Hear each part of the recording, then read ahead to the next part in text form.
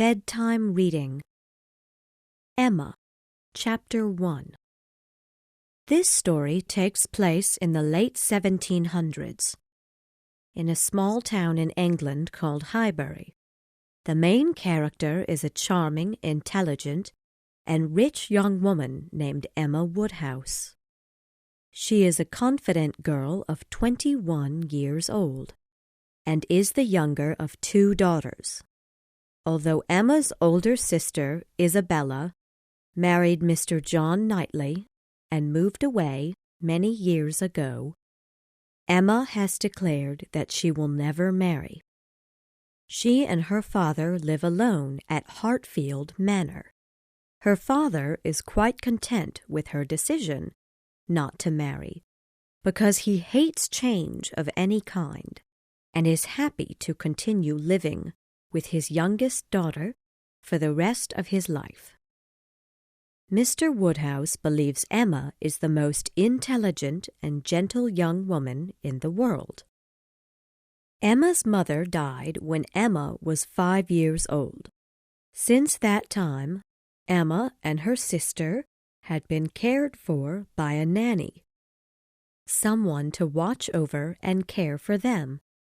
Their nanny's name was Miss Taylor, who loved Emma and Isabella as a mother would. 8 years later, Isabella married and moved to London, 16 miles away from Heartfelt. Throughout the next 7 years, Miss Taylor became Emma's best friend, and the 2 women spent every day together. Mr. Woodhouse and Miss Taylor gave Emma all she desired, and always agreed with Emma. Therefore, Emma, as well, believed her opinions to be correct and fair. When Emma was 21 years old, Miss Taylor married Mr. Weston, a man of 50 years old, living in Highbury. Emma was a bit upset after Miss Taylor got married, because Miss Taylor was her best friend, who she spent every day with. After Miss Taylor married, she moved to Mr. Weston's home, so Emma had only her father to talk to and dine with every day. Mr. Woodhouse was upset as well because he hated any changes in his life and loved Miss Taylor almost as a daughter. Emma loved her father very much, but Miss Taylor was her best friend, and throughout her life, Miss Taylor was the person she would talk to most. Every evening, after finishing dinner, Emma's father would go to sleep, and Emma would then sit alone, thinking about how much she missed Miss Taylor. October and November were especially lonely for Emma, because her sister would not come to Heartfelt until Christmas with her husband and children. Emma smiled and laughed with her father, so he would not be upset that Miss Taylor had moved away. But Mr. Woodhouse believed Miss Taylor was unhappy with her decision because it was a change in her life, and Mr. Woodhouse believed everyone shared his beliefs. Poor Miss Taylor! I wish she were here again. What a pity it is that Mr. Weston thought to marry her. I cannot agree with you, Papa. You know I cannot. Mr. Weston is such a happy and pleasant man. He deserves a good wife.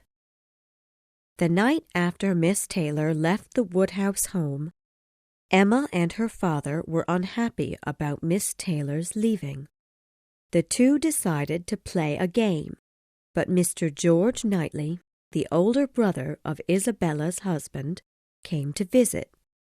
George Knightley lived a mile away at Donwell Manor, and often came to visit the Woodhouse home. He knew Mr. Woodhouse and his daughter would be upset about Miss Taylor's leaving, so he came to entertain them.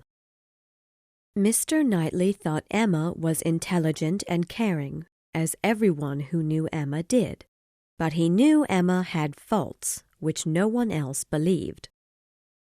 He told Emma his opinions, although he often disagreed with her, while most others agreed with her completely.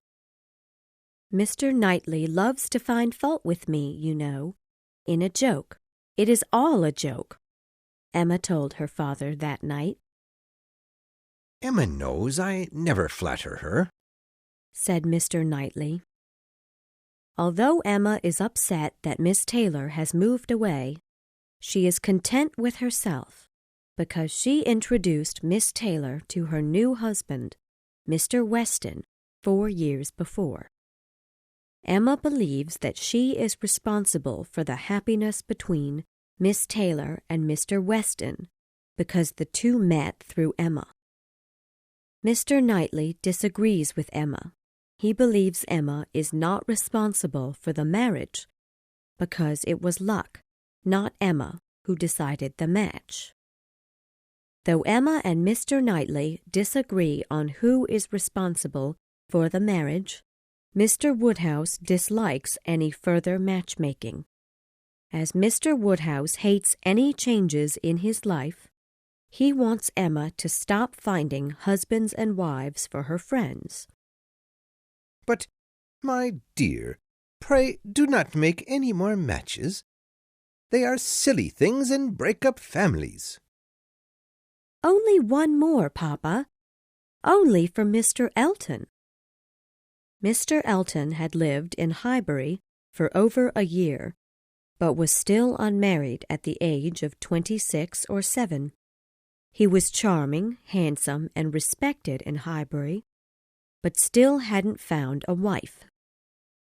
Mr. Knightley agrees with Mr. Woodhouse's dislike for Emma's matchmaking. "Leave him to choose his own wife." Chapter 2. Mr. Weston was born in Highbury and spent his life living and working there. Everyone who knew him loved him dearly. Many years ago he had been in military service and was called Captain Weston. During that time he met his first wife, Miss Churchill, who fell in love with him very quickly. The two married, but Miss Churchill's parents were not happy. They believed their daughter could marry someone with more wealth, but Miss Churchill had made her decision. Unfortunately, Miss Churchill soon missed the riches of her life as a Churchill.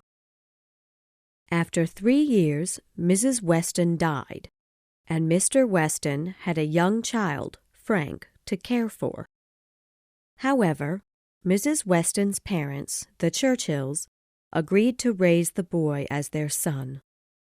Soon after, Mr. Weston left the military. For the next 18 to 20 years, he lived cheerfully in Highbury.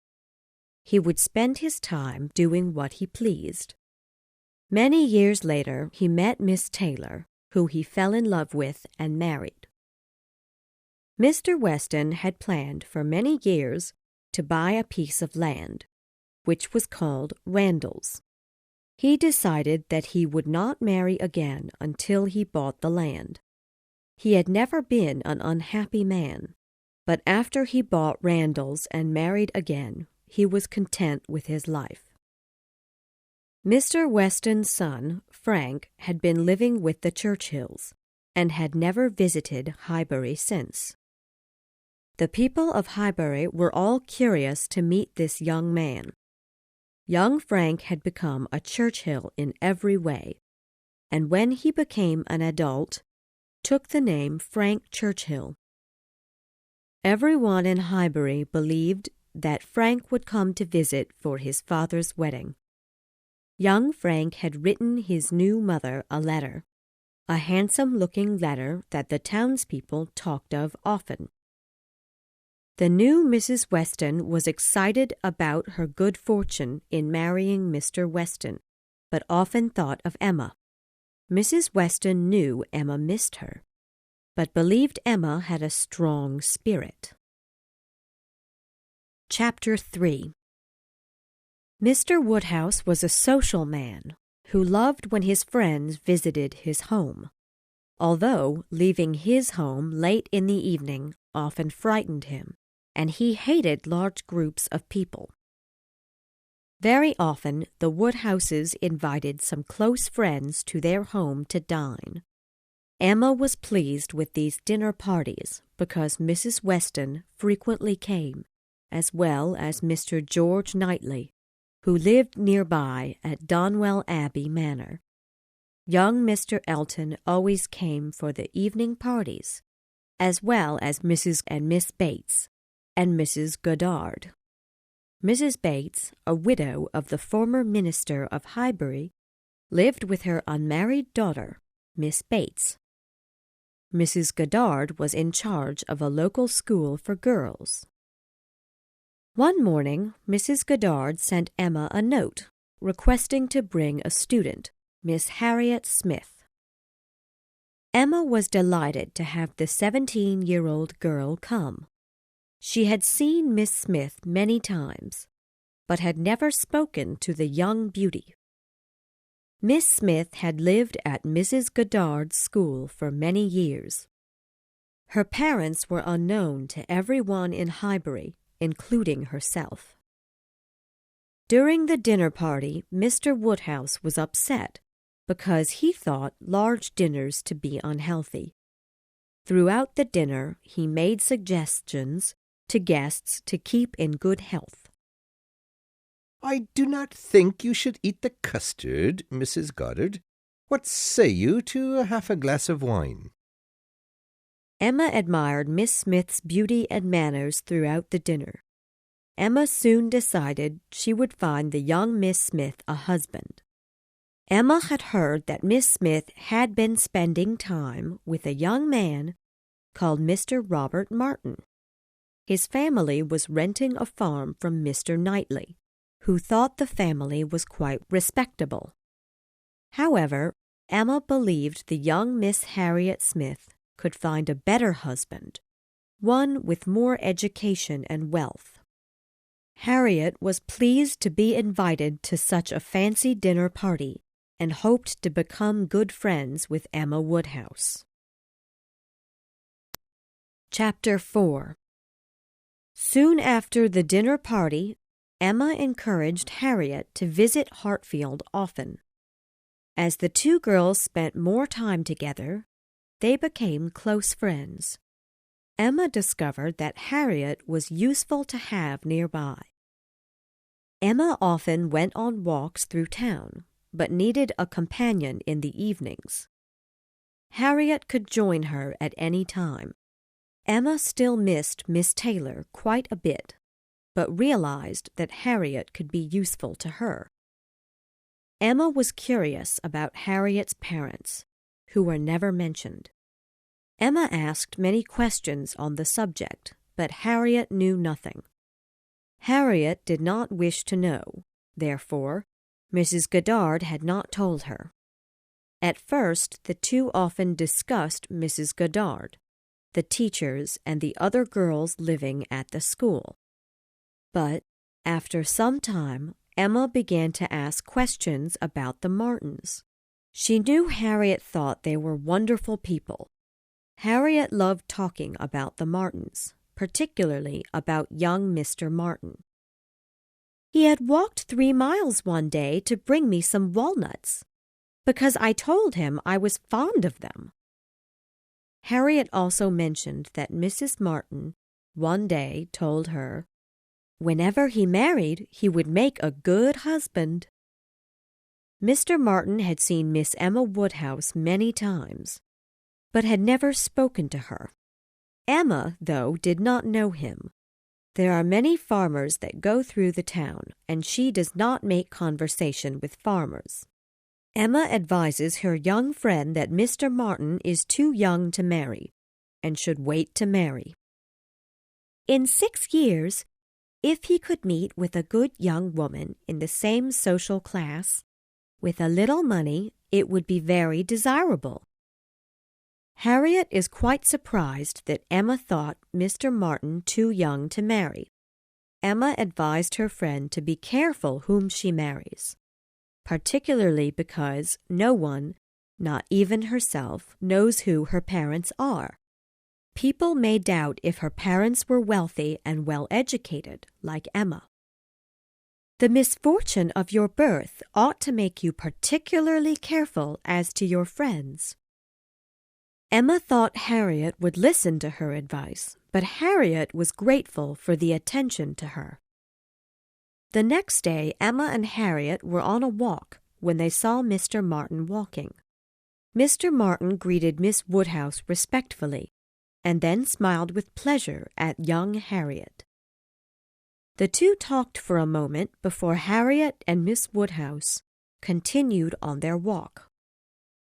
"Well, Miss Woodhouse, what do you think of him?" "He is very plain. I had expected him to have better manners." Emma then discussed the difference in manners between Mr. Knightley, Mr. Elton, and Mr. Martin. Emma thought Mr. Martin was not suitable for young Harriet. She believed Mr. Elton would make a better husband for Harriet, with a comfortable, wealthy home. Chapter 5. "I do not know your opinion, Mrs. Weston," said Mr. George Knightley, "of this friendship between Emma and Harriet Smith, but I think it is a bad thing." "How very different you and I feel. Emma will help Harriet." "Emma is the cleverest in her family. Emma, at 10 years old, could answer questions her 17-year-old sister Isabella could not. Harriet Smith knows nothing herself, and looks upon Emma as knowing everything. How can Emma learn anything herself?" "Mr. Knightley, I believe I can trust Emma to make the right decisions. Where Emma makes an error once, she is in the right 100 times. "I have a true interest in Emma, so I worry about her new friendship with Harriet Smith." "So do I," said Mrs. Weston gently. "She always declares she will never marry, but I would like to see Emma in love." "At the present," said Mrs. Weston, "I would not recommend marriage for Emma, or Mr. Woodhouse would be so upset." Chapter 6. Emma was pleased with herself for thinking of Mr. Elton as a possible husband for young Harriet Smith. She was sure that Mr. Elton was falling in love with Harriet, as Harriet was with Mr. Elton. She thought the two would make a perfect couple. Mr. Elton remarked that Harriet's manners have improved since she met Emma. "Emma, you have made Harriet much more graceful than before. She was beautiful before, but you have made her much more attractive." As Harriet entered the room, Emma asked, "Harriet, have you had your picture drawn before?" "Oh, no, never," was her reply.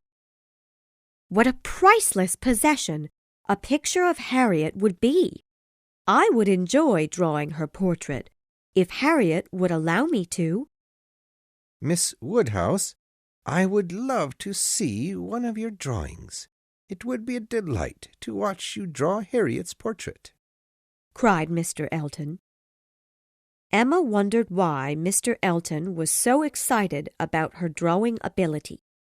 She thought he should be more delighted about Harriet's portrait.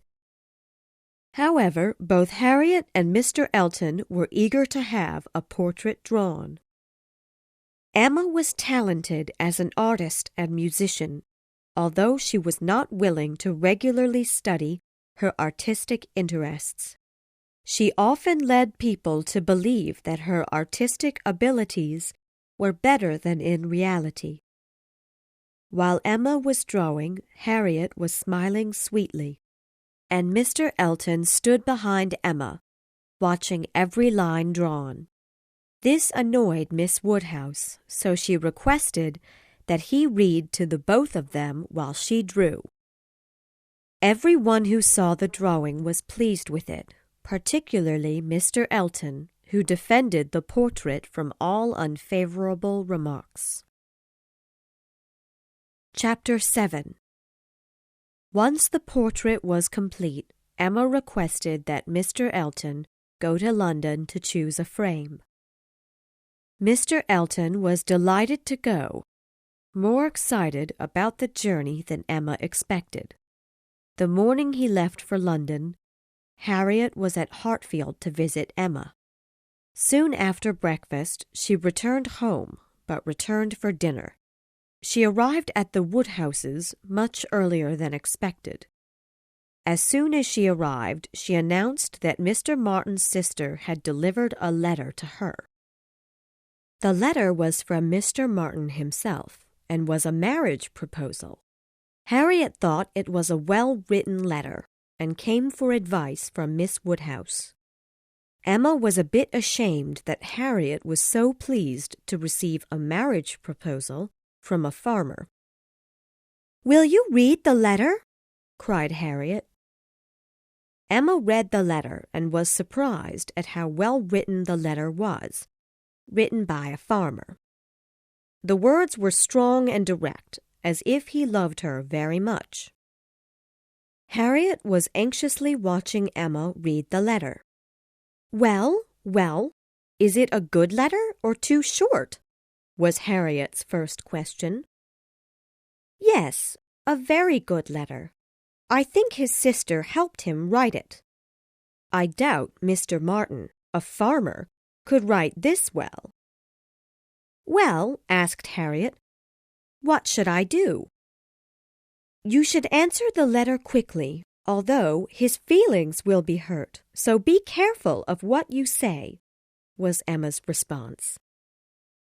"You think I should refuse his marriage proposal?" Harriet asked. "Of course. Are you still not sure about what your answer should be?" "No, I will refuse his proposal, but I didn't realize he liked me so very much," Harriet responded, looking disappointed.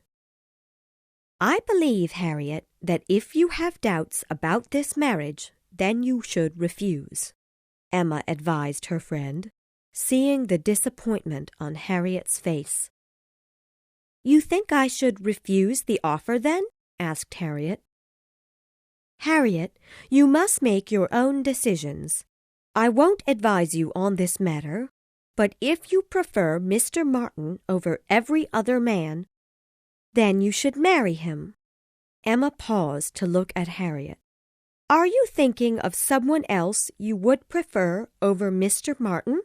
Mr. Elton, perhaps?"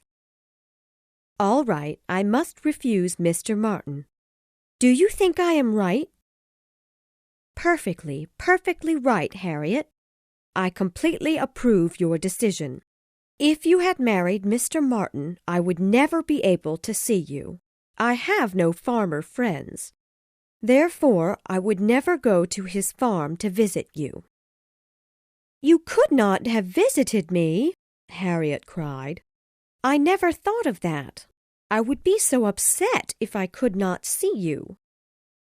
Soon after, Emma helped Harriet write a short letter to Mr. Martin, refusing his marriage proposal.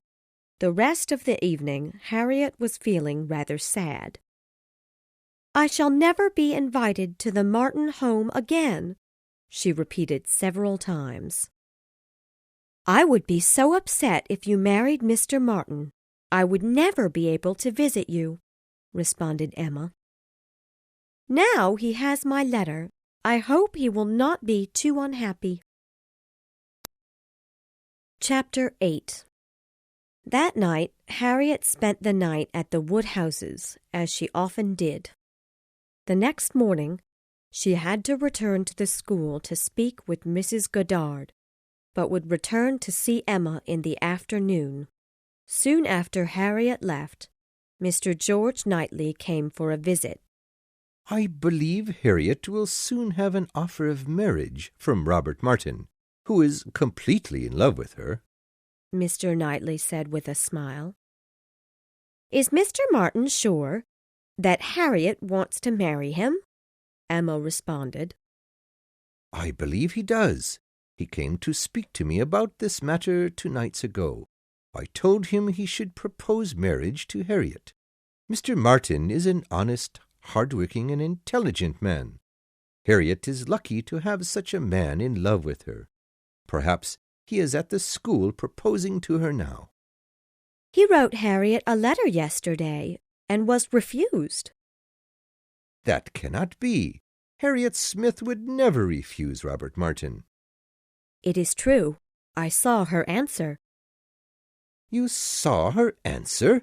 You wrote her answer, too? Emma, you persuaded her to refuse him, didn't you?" "Harriet is far above him. She can find a better husband than Mr. Martin." "My only problem in advising Mr. Martin was that he could find a better wife than Harriet. I thought you would agree to this marriage. Harriet would be fortunate to marry Robert Martin." "She is superior to Mr. Martin in society. She has grown up as a lady. He has grown up as a farmer. They should not marry." "Harriet did not want to improve her position in society before she met you. She was content with her simple education. Her friends approved of her and Mr. Martin together.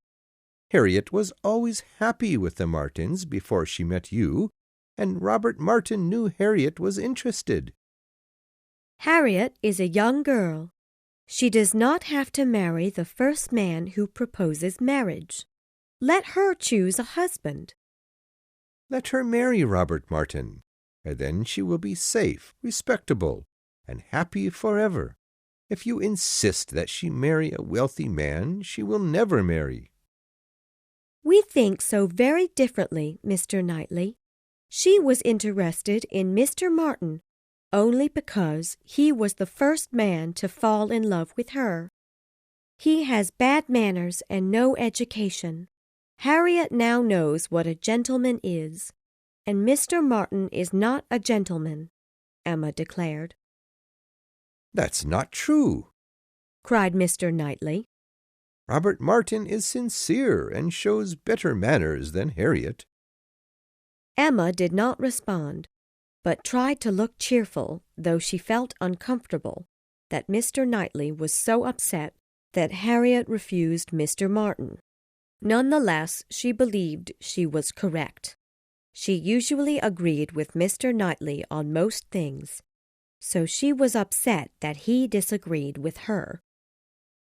Mr. Knightley then said, "I know you love to find husbands for your friends, but if Elton is the man you want Harriet to marry, you are wrong. I have heard him speak about a family of wealthy young ladies that his sisters know well." "I do not plan to find Harriet a husband. I just want her to remain a close friend." Mr. Knightley then left the Woodhouse home, looking rather disappointed. Emma began to worry that Mr. Martin may return to Mrs. Goddard's school to ask Harriet again to marry him. Mr. Knightley's comments about Mr. Elton also upset Emma, but she believed he spoke in anger because Emma did not agree with him. Soon after, Harriet returned with news about Mr. Elton. While Harriet was at Mrs. Goddard's school, the local doctor, Mr. Parry, was visiting a sick child there. He told Harriet that he saw Mr. Elton on his way to London. Mr. Parry asked him why he was going. Mr. Elton told him he had an important matter, but he would not explain more. Mr. Parry said his long journey must be for a lady, and Mr. Elton only smiled and rode off. Mr. Parry had no idea which lady this important journey was for, however. Chapter 9. George Knightley was upset with Emma's plans for Harriet. He did not return to Hartfield to visit for quite a long time. Although Emma felt sorry that she and Mr. Knightley fought, she knew she was right in persuading Harriet not to marry Mr. Martin. Mr. Elton soon returned with the framed portrait of Harriet, which stayed in the Woodhouse home. Mr. Elton often admired the portrait and spoke of it often. Emma knew that Harriet was still upset about Mr. Martin. She suggested that Harriet arrange a book of famous poems to distract her from thinking of Robert Martin. The two girls requested Minnie and Highbury to remember poems to use in Harriet's book. Mr. Elton was quite interested in the project, and Emma suggested that he write a poem for the book. He eagerly agreed. The very next day he came to Hartfield just to leave a piece of paper on the table. On the paper was a poem written by Mr. Elton himself. "I do not offer it for Miss Smith's collection," said he, "but perhaps you may like to look at it." He was speaking to Emma more than Harriet, which Emma could understand. He seemed nervous about giving her the paper. Emma knew that it would explain his feelings toward Harriet. He was gone the next moment. "Take it," said Emma, smiling. "It is for you." But Harriet could not touch it, so Emma read the letter herself. To Miss Charade. My first displays the wealth of kings, lords of the earth their fortune and ease. Another view of man my second brings. Behold him there, the king of the seas. But united what reverse we have. Man's power and freedom all are shown. Lord of the earth and sea, he bends a slave. And woman, lovely woman, rules alone. Thy ready wit the world will soon supply. May its approval shown in that soft eye. Emma read the poem and realized the meaning and passed the paper to Harriet.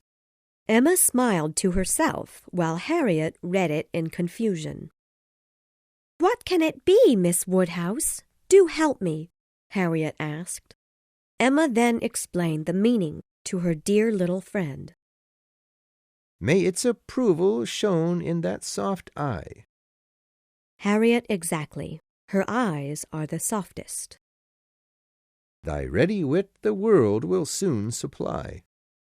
Emma thought to herself, Mr. Elton must be quite in love with Harriet.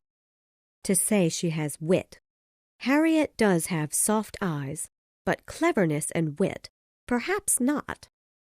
For read Miss Smith. My first displays the wealth of kings, lords of the earth their fortune and ease. He is speaking of a king's court. Another view of man my second brings. Behold him there, the king of the seas. He means a ship on the sea. But united, courtship, you know, what reverse we have. Man's power and freedom all are shown. Lord of the earth and sea, he bends a slave. And woman, lovely woman, rules alone. A courtship, a romance between himself and Miss Harriet Smith, the lovely woman who rules alone as his queen. Dear Miss Woodhouse! And Dear Miss Woodhouse was all that Harriet could say. It is a certainty.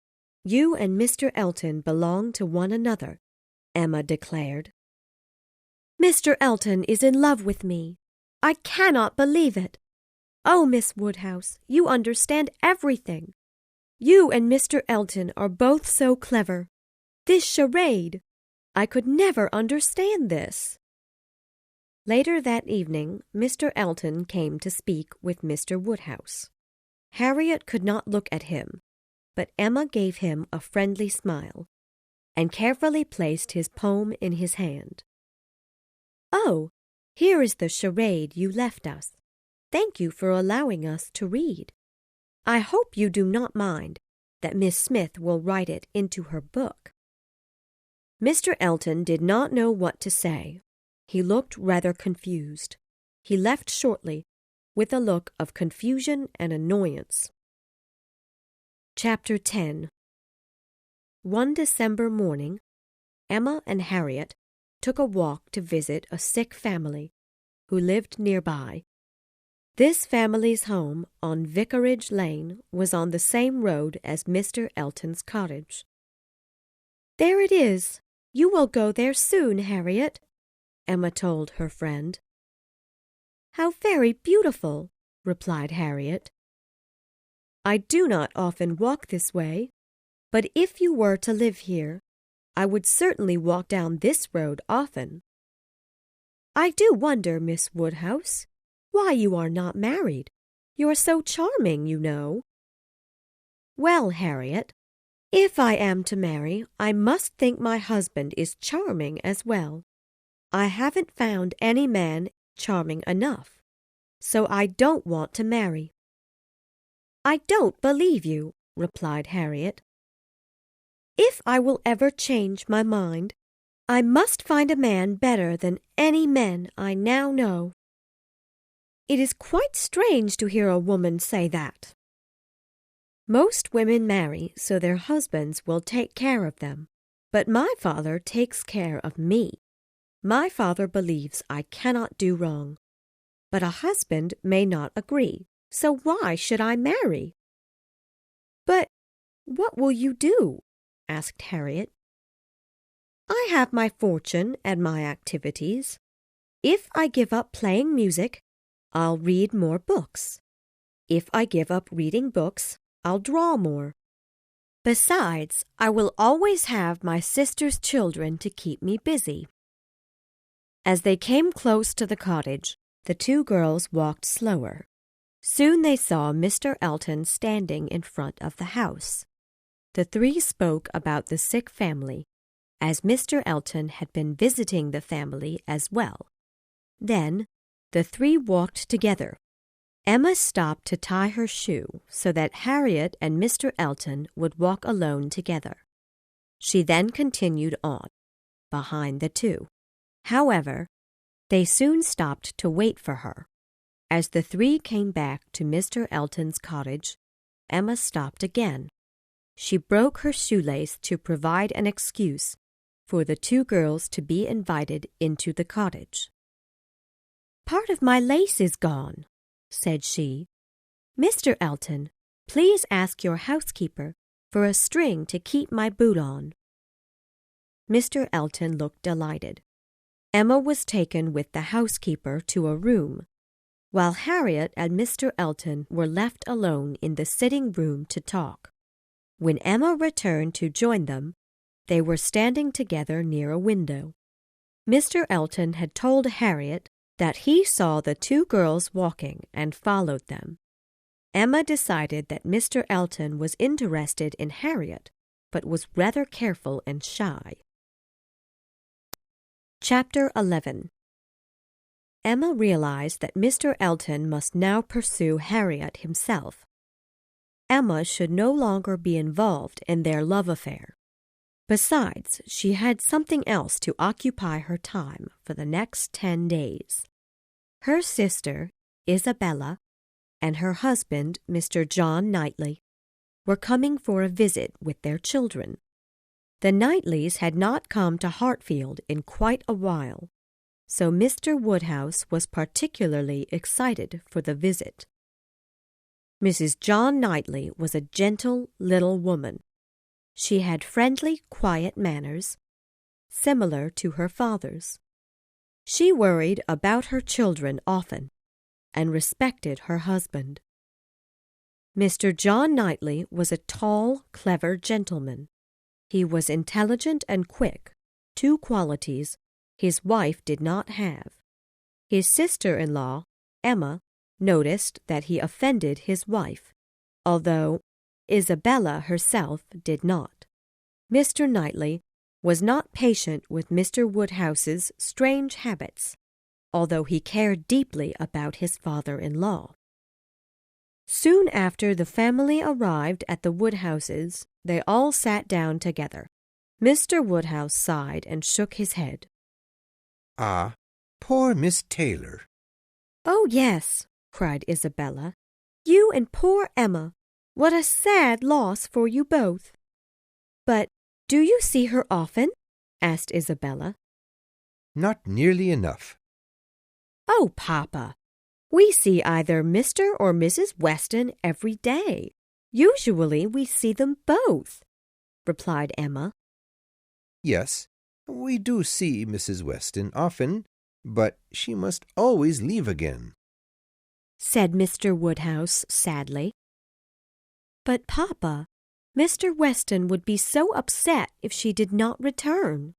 You forgot about poor Mr. Weston, Emma reminded her father. Mr. John Knightley soon interrupted. I, being a husband, should remind you that a man needs his wife around him.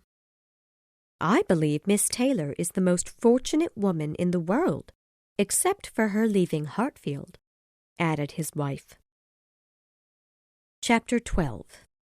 That night, Mr. John Knightley's older brother, George Knightley, came for dinner. Mr. Woodhouse was unhappy there was another dinner guest on Isabella's first night in Hartfield, but Emma thought it was proper to invite Mr. Knightley. The last time Emma had spoken with Mr. Knightley, they had quarreled about Emma's plans for Harriet. He was still upset that Emma had encouraged Harriet to refuse Mr. Martin's marriage proposal. When Mr. Knightley came to the house, Emma believed their quarreling was finished. We think alike about our nephews and nieces, but our opinions on men and women are sometimes very different, Emma told her brother-in-law. Perhaps, if you stopped with your silly matchmaking, we might never disagree, he replied. If we disagree, it must be because I am wrong. Yes, that's true. Remember, I was 16 years old when you were born. 21 years have passed since then. I think my understanding has improved since I was born. Yes. However, I still have 16 years more experience than you, dear Emma. That's true, agreed Emma. But I want to know that Mr. Martin is not very disappointed. A man cannot be more disappointed, was his answer. Indeed, I am very sorry for him. Now let us be friends again. The rest of the evening was quiet and peaceful. The two Mr. Knightleys talked together about business. Mr. Woodhouse had a long talk with Isabella, and Emma occasionally joined one or the other conversation. My poor Isabella, said Mr. Woodhouse. How long since you have come to Hartfield? You must be so tired after your long journey here. I was so upset that your family went to Southend instead of coming here last autumn. I think going to the sea can be dangerous. Our doctor, Mr. Wingfield, recommended that the children go, particularly for the little Bella's throat, replied Isabella. My dear, but Dr. Perry believes the sea will not improve anyone's health. I am sure it almost killed me once. Please, let's not talk about the sea now, cried Emma. I envy you, Isabella. I have never seen the sea. Mr. Perry will come here tomorrow. You should let him look at little Bella's throat, suggested Mr. Woodhouse. Her throat is so much better since her visit to the sea. Now there is no need to see a doctor, replied Isabella. Now, I think your family is not looking well. Perhaps Dr. Perry should check on you all. Mr. Wingfield takes great care of us. He said we are in excellent health. But you do think Mr. Knightley is looking ill? Asked Isabella. He is indeed not looking well. Isabella, exclaimed Mr. John Knightley, concern yourself with the children. Let me look as I choose. But still, Dr. Perry was surprised you decided to go to Southend. He thought it would be unhealthy for the children, interrupted Mr. Woodhouse. Mr. Perry, said Mr. John Knightley angrily. He should not speak his opinions unless they are asked for. Mr. Woodhouse was quite troubled that Mr. Knightley would speak so angrily about his dear friend Mr. Perry. Chapter 13. During the Knightley family visit to the Woodhouse home, the family was invited to the Westons' house for a Christmas dinner. Harriet, Mr. Elton, and Mr. George Knightley would take a carriage together and meet the Woodhouses and the Knightleys at the Westons' home. Unfortunately, Harriet was ill that day and was not allowed to leave her bed. Harriet was quite disappointed and cried many tears. Emma told her that Mr. Elton would be rather upset, as well that Harriet could not join them. When Emma left Harriet, she met Mr. Elton, who was coming to ask about Harriet's illness. "A sore throat? I hope we are not soon ill," exclaimed Mr. Elton. "Mr. Elton, you look ill yourself. Perhaps you should stay home," Emma calmly suggested. Mr. Elton looked confused and did not know how to answer. He was grateful for Emma's care, but was still quite interested in going to the Westons for the evening. Emma was pleased with herself for giving Mr. Elton a reason to stay near Harriet, to watch over her all evening. "I will tell Mr. and Mrs. Weston you are ill. You will feel better tomorrow," Emma told the disappointed Mr. Elton. However, Mr. George Knightley soon offered to take Mr. Elton to the Westons if he was not too ill. Mr. Elton looked delighted at Mr. Knightley's offer. Emma was confused that Mr. Elton would choose to leave Harriet alone ill. Mr. Elton left them to say goodbye to Harriet. Emma thought to herself, "Well, Mr. Elton is very much in love with Harriet, but still cannot refuse a dinner invitation." After a few minutes, John Knightley began to speak. "Mr. Elton seems to be in love with you. He takes every suggestion you offer with great consideration." "Me?" Emma replied with a smile. "Do you think Mr. Elton is in love with me?" "It is possible. You should think about how you speak to him, because your behavior encourages him." "Mr. Elton and I are very good friends and nothing more," and she walked on, amused at Mr. Knightley's words. He obviously did not understand the situation between Mr. Elton and Harriet. Mr. Woodhouse was so excited about the visit that he ignored the cold weather, which would usually quite upset him. Mr. John Knightley, however, was not pleased with the long journey. "We should stay home in this terrible weather. It is snowing at this moment. There is no reason why we should have to leave our warm homes to travel a great distance in this weather for a 5-hour visit." As they arrived, Emma saw Mr. Elton waiting, smiling with pleasure. Emma was surprised that Mr. Elton could be so content with Harriet, at home ill with a fever. "Before we left, Harriet's nurse told me she was not feeling better today," Emma informed him. "Oh, no. I went to visit her this morning and was told that she is much worse. But I thought that your morning visit would cure her," Mr. Elton replied. "Yes, but we will miss her tonight." "Of course. She will be missed every moment," Mr. Elton sighed. Emma was disappointed to find that only a few seconds after his last statement, he began to speak of other things with excitement in his voice. Chapter 14. As the group entered the Westons' home, Emma thought that Mr. Elton should smile less with Harriet's absence. Mr. John Knightley should smile more, she thought, although he was unhappy about the long journey in bad weather. Emma decided to forget about Mr. Elton for the evening, although she wondered if he truly was in love with her and not her dear little friend, Harriet. When they all sat down for dinner, however, she noticed that he sat next to her, smiling at her quite often. She began to wonder, can it be possible for this man to be in love with me, not Harriet any more? Impossible.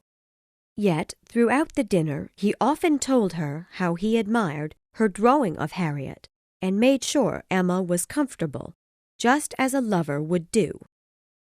During the dinner, Mr. Weston began to speak of his son, Frank Churchill. Emma, although not wanting to marry, thought Frank Churchill would be an agreeable choice for her. Since his father's marriage to Mrs. Weston, she had thought about this possibility more frequently. Mr. Weston announced during the dinner that his son, Frank, would be coming in a short time for a visit. He has wanted to come to us since September, but the Churchill family has kept him rather busy. His aunt, quite an unhappy woman, demands Frank's time. She has made it difficult for him to plan a visit. Mr. Weston told the dinner party. He ought to come, said Emma. Even if he can only come for a couple of days, he ought to come, Emma told him. But Frank is her aunt's favorite nephew. The Churchills are rather envious and do not want Frank to spend time here, replied Mrs. Weston. Emma responded coolly, I will not be satisfied unless he comes. Chapter 15. After dinner and tea, the weather worsened, and the family decided to return to Hartfield before too much snow fell. Emma found herself alone in a carriage with Mr. Elton returning home. She noticed that Mr. Elton had drunk too much wine, and as soon as the two were comfortably sitting together, he began to tell her how deeply he loved her. I am astonished, Mr. Elton. Your pursuit of Harriet gave me pleasure. Miss Harriet Smith? I was never interested in Harriet. She has no fortune, and still no one knows who her parents are. I only thought of her as your friend, not as a lover. Who can think of Miss Smith when Miss Woodhouse is near? I have thought only of you, the drunken Mr. Elton declared. My visits to Hartfield have been for yourself only. Sir, you have been mistaken. I am sorry, but I do not want to marry at present. I only saw you as someone in love with my friend, not my lover. He was too angry to speak another word. Emma was quite upset as well. The two did not speak another word on the way home. Chapter 16. Emma thought constantly of Harriet that night. Such a disappointment for Harriet. If I had not persuaded Harriet into liking Mr. Elton, he would not have begun to like me. But poor Harriet, she thought to herself. He proclaimed that he had never thought of Harriet as a lover, but he was so eager about the drawing of Harriet. She realized that Mr. John Knightley was right about Mr. Elton's feelings toward her. She now knew that Mr. Elton was not who she believed him to be. She began to think more about his feelings toward her. Miss Woodhouse of Hartfield, with a fortune of £30,000, is well above him in society, although he was rejecting Harriet Smith because he felt he was above her in society. The Woodhouses are famous in Highbury, but the Eltons have no name in Highbury. She realized that her error was in her attempt to bring two people together. She believed it would be a simple task, but it hurt two people deeply. At that moment she was concerned for her friend, and ashamed of herself. so she decided to do such things no more. I actually talked poor Harriet into being very much in love with this man. She would never have thought of him otherwise. She is so modest and humble. I was right in persuading her not to marry Mr. Martin. But there I should have stopped. I should have let her meet someone on her own, she thought. She went to bed worried about how to tell Harriet what had happened. The next morning the ground was covered in snow. Emma was not permitted to leave the house, and could only send Harriet notes. Emma was content with the snow. Therefore, she had no need to find excuses for Mr. Elton's absence, though she was still uneasy because she knew she would soon have to explain what happened to Harriet. Chapter 17. In a few days the weather improved, and the Knightleys soon returned to London. On the evening of their departure, a note from Mr. Elton was brought to Mr. Woodhouse. Mr. Elton was leaving Highbury the following morning to visit some friends for a few weeks. Emma was happily surprised. Her name was not mentioned in the note once, however. She now decided to explain to Harriet what had happened. The next day she went to see Harriet and told her the story. Seeing Harriet so hurt made Emma realize she should never again persuade her friend to fall in love. Harriet blamed no one. She felt that she did not deserve a man of such wealth and class. But she was fortunate to have such a kind friend as Miss Woodhouse. Time, Emma believed, must be allowed for Harriet to forget her love for Mr. Elton. Emma knew the three would meet each other in Highbury, and they must be polite. Mr. Elton was loved at Mrs. Goddard's school, where Harriet lived. The teachers spoke of him often, so Harriet would have difficulties in forgetting Mr. Elton. There could be no true peace in Harriet's heart. Chapter 18.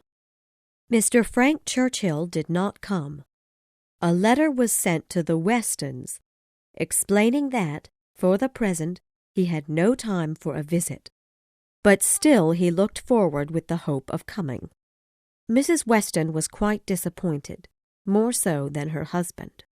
For half an hour Mr. Weston was surprised and sorry, but then he thought that Frank's coming 2 or 3 months later would be a much better plan.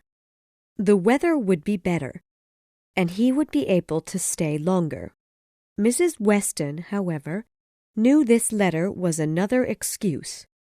She believed that in 2 or 3 months another similar letter would come, but Frank would not. Emma was not too upset about Frank Churchill's not coming, although she was disappointed for the Westons. When she told Mr. George Knightley about the letter, he was not surprised. "The Churchills are very likely to blame," said Mr. Knightley coolly. "But if Frank wanted to come himself, he would find a way." "Of course he wants to come, but his aunt and uncle will not allow him to leave." "If Frank Churchill wanted to see his father, he would have told his relatives he was going. A little while ago I heard he went to Weymouth for a vacation. This shows that he can leave the Churchills, but he will not leave to visit his own father, Mr. Weston," Mr. Knightley replied. "You do not understand his family. It is very unfair to judge someone's personality without meeting that individual. You must understand how difficult for him it is to oppose the people who have raised him." "Yes, he can write a beautiful letter, and tell himself this is the best method to satisfy his relatives, but these letters prevent his father from complaining. His letters anger me greatly." The letters seem to satisfy everyone else. They do not share your opinion. I believe the letters do not satisfy Mrs. Weston. If Mrs. Weston was of a higher class, Frank Churchill would have come to visit. Emma was surprised at Mr. Knightley's strong dislike for Frank Churchill. She felt his anger was unjust. He seemed to dislike Mr. Churchill because his personality differed from his own. Chapter 19. Emma and Harriet were walking together one morning and had been talking about Mr. Elton when Emma decided they should discuss another topic. She thought it would help Harriet if they spoke of something else. Discussing Mr. Elton also reminded herself of her error in introducing the two. Emma began speaking about how the poor must suffer in the winter. "Mr. Elton is so good to the poor," Harriet responded. They were walking by the house of Mrs. and Miss Bates at that time. Emma decided they should visit them to distract Harriet from thinking of Mr. Elton. Mrs. and Miss Bates loved visitors, particularly Emma Woodhouse. Emma still felt rather guilty about Harriet's sadness and needed the Bates to compliment her. Mr. George Knightley often reminded her of her imperfections and misguided ideas, but Emma needed to feel better that day. The Bates did not often receive visitors, but were rather excited when others came to visit. The younger Miss Bates, talkative and in her late 40s, had never been married. She chose instead to live with her mother. "Mr. Elton is still away from Highbury. He is so charming," Miss Bates began. Emma knew this conversation would upset her young friend, Harriet, so she began asking Miss Bates about her beloved niece, Jane Fairfax. Mrs. and Miss Bates' favorite topic is their young niece. Whenever they receive a letter from the girl, it would be discussed for the next month. There was not another subject they spoke of more often. "Have you heard from Miss Fairfax lately? I hope she is well," began Emma. Miss Bates then eagerly searched for the most recent letter from Jane. "Oh, here it is. Jane will be coming next week. What a pleasure that will be," responded Miss Bates. Emma and Harriet stayed at the Bates home for a short time, listening to Miss Bates praise her niece, rather excited that Jane chose to visit her aunts instead of a trip to Ireland. Soon the girls left the Bates home. Emma was pleased with herself for escaping before Miss Bates read the letter. Chapter 20. Jane Fairfax was the only child of Mrs. Bates' youngest daughter. Her father died while serving in the military when she was a young child. Jane's mother was shocked when her husband died and could not live without him. Soon after, when Jane was 3 years old, her mother died as well. She was then sent to live with her grandmother, Mrs. Bates. She received a limited education there, with little opportunity. Jane's father had saved a man's life while in the military. This man, Colonel Campbell, wanted to repay Lieutenant Fairfax for his help. At the age of 9, Jane went to live with the Campbell family. The Campbells' only child was a daughter, also 9 years old. The Campbells regarded Jane as a daughter, offering her an excellent education. Jane was to study education, and then one day would look for work as a teacher.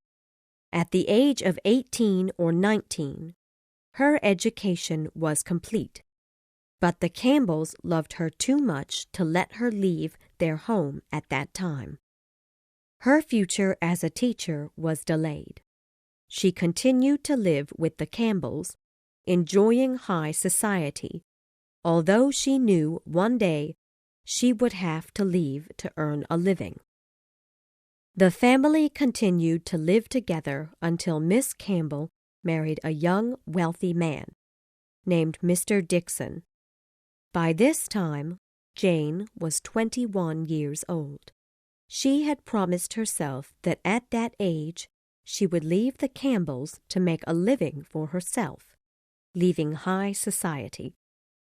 The Campbells were rather upset about her leaving, but they knew she had to begin working. Still, she had been ill since their daughter's marriage, so they agreed that Jane must first recover before leaving them. The Campbells, along with their daughter and her new husband, Mr. Dixon, were leaving for Ireland, where the Dixons planned to live. Jane was asked to go along, but she decided to visit Mrs. and Miss Bates instead, although she was greatly missed by the Campbells, particularly their daughter. Jane would be in Highbury for 3 months with her aunt. Emma was sorry to have to visit someone she did not like. Mr. George Knightley believed Emma disliked her because Jane was a talented young woman, completing many things Emma has attempted, but never finished. Emma strongly disagreed with Mr. Knightley, but at times she could understand his reason. Emma felt Jane was cold and silent, although everyone in Highbury thought the two girls, Emma and Jane, would become great friends. Soon after Jane arrived in Highbury, Emma and Mr. Knightley went for a visit. Jane had not visited in over 2 years, and when Emma saw her during this visit, she was surprised at Jane Fairfax's elegance. She was attractive, with a delicate face. Emma greatly admired elegance. Therefore, she now admired the graceful Jane Fairfax. Emma decided that she no longer disliked Jane. She now felt kindness and respect for the girl. She was curious about Jane's reasons for not joining the Campbells in Ireland, since after this trip to Highbury, she would have to leave them to look for work. Emma believed Jane's reason was Mr. Dixon. Perhaps Jane envied Mrs. Dixon. Emma asked about Mr. Dixon, but Jane said little about the Dixons. Emma also inquired about Mr. Frank Churchill, who Jane had met on a trip to Weymouth. Jane said little about this as well. Was he handsome? He was a fine young man. Was he agreeable? He was thought so. Emma could not forgive her for her unwillingness to speak. Chapter 21. Emma could not forgive Jane. On the walk home, however, Mr. Knightley did not realize Emma was upset.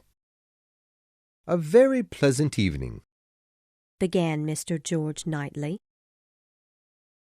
Yes, quite a pleasant evening. I was pleased with the many questions I asked Miss Fairfax, and amused at how little information I received, Emma replied. The next morning, Mr. Knightley arrived at the Woodhouse home with news for Emma. Miss Bates arrived just as Mr. Knightley was going to tell Emma the news. Miss Bates interrupted, however. "Have you heard the news?" she asked. "Mr. Elton is going to be married." Emma had not had time to think of Mr. Elton, and was surprised and felt embarrassed at hearing the news. "There is my news. I thought it would interest you, Emma. He is going to be married to Miss Hawkins," said Mr. Knightley with a smile, knowing there was a secret between them. "I wish them happiness," Emma exclaimed. "He is very young to get married," Mr. Woodhouse observed. "A new neighbor for us all, Miss Woodhouse," said Miss Bates joyfully. "Jane, you have never seen Mr. Elton." "No, I have never seen Mr. Elton," she responded without emotion. "Mr. Elton has only been gone 4 weeks. He must have met Miss Hawkins recently," Emma said. "You are silent, Miss Fairfax, but I hope you are interested in this news." "When I have seen Mr. Elton," replied Jane, "I shall be interested, but I must first meet him."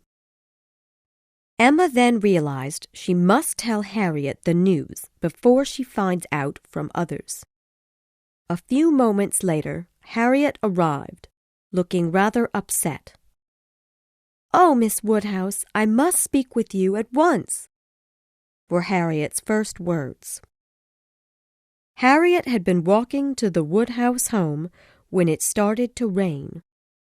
She stopped at Ford's, a clothing shop in Highbury, to wait for the rain to stop. As she sat down, she saw Elizabeth Martin and her brother come in. "I was sitting near the door when Elizabeth saw me, but Mr. Martin did not." She looked away, but soon he looked around the store and saw me. They began whispering. I think he was asking her to speak to me, because she then came to greet me. She was very friendly. She said she was sorry we never see each other. Dear Miss Woodhouse, I was absolutely miserable. I wanted to leave, but it was raining outside. Then he came to speak to me for a minute. Then the rain stopped, so I said goodbye. As I was leaving, he followed me to say I should take the road near Mr. Cole's home because it is safer.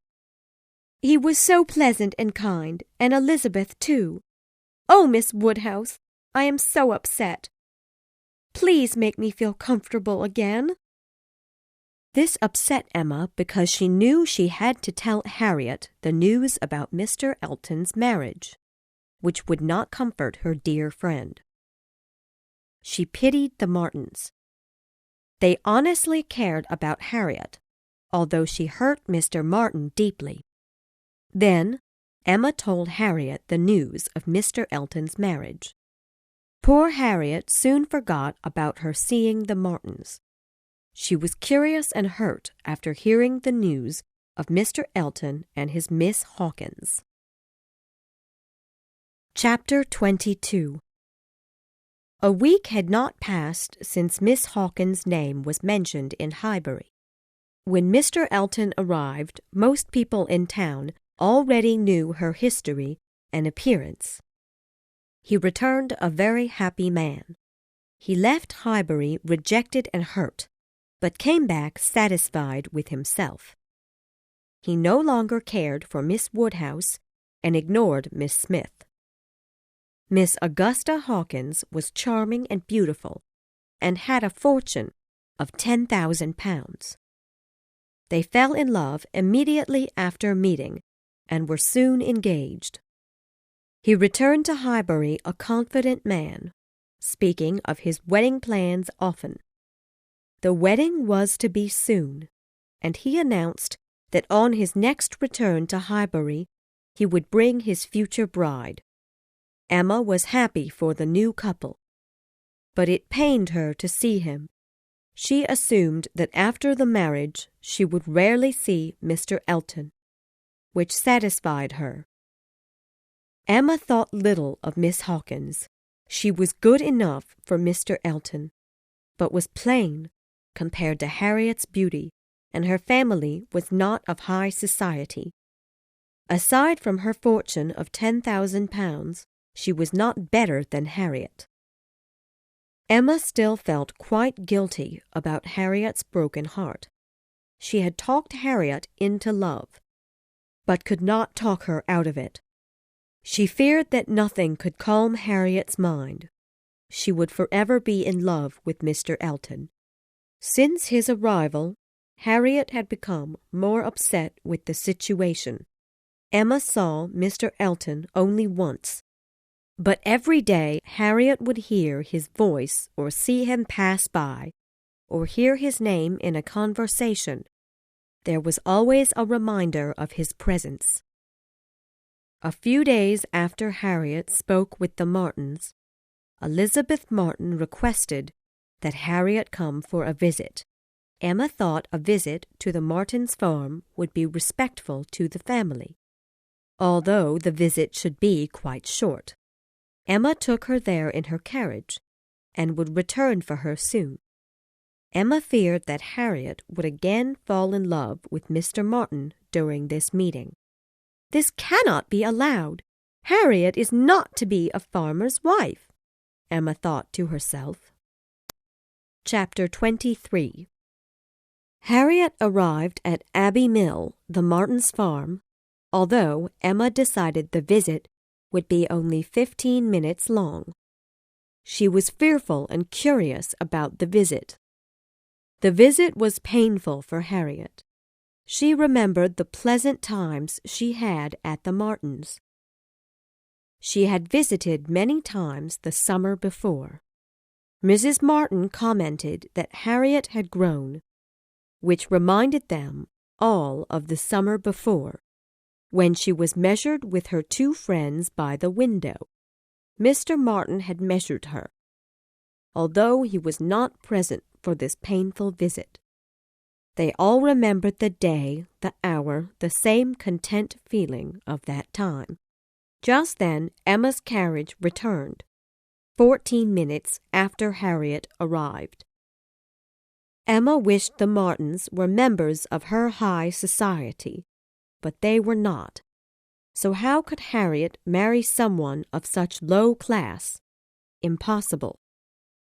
Harriet must separate from them, but this separation was quite painful for Harriet. Emma, as well, was in pain. She was hurt from the guilt she felt over Harriet's love for Mr. Elton. When they returned to the Woodhouse home, the Westons were there for a visit. Mr. Weston was particularly joyful with news that his son, Mr. Frank Churchill, would come tomorrow for a 2-week visit. "We shall enjoy him completely.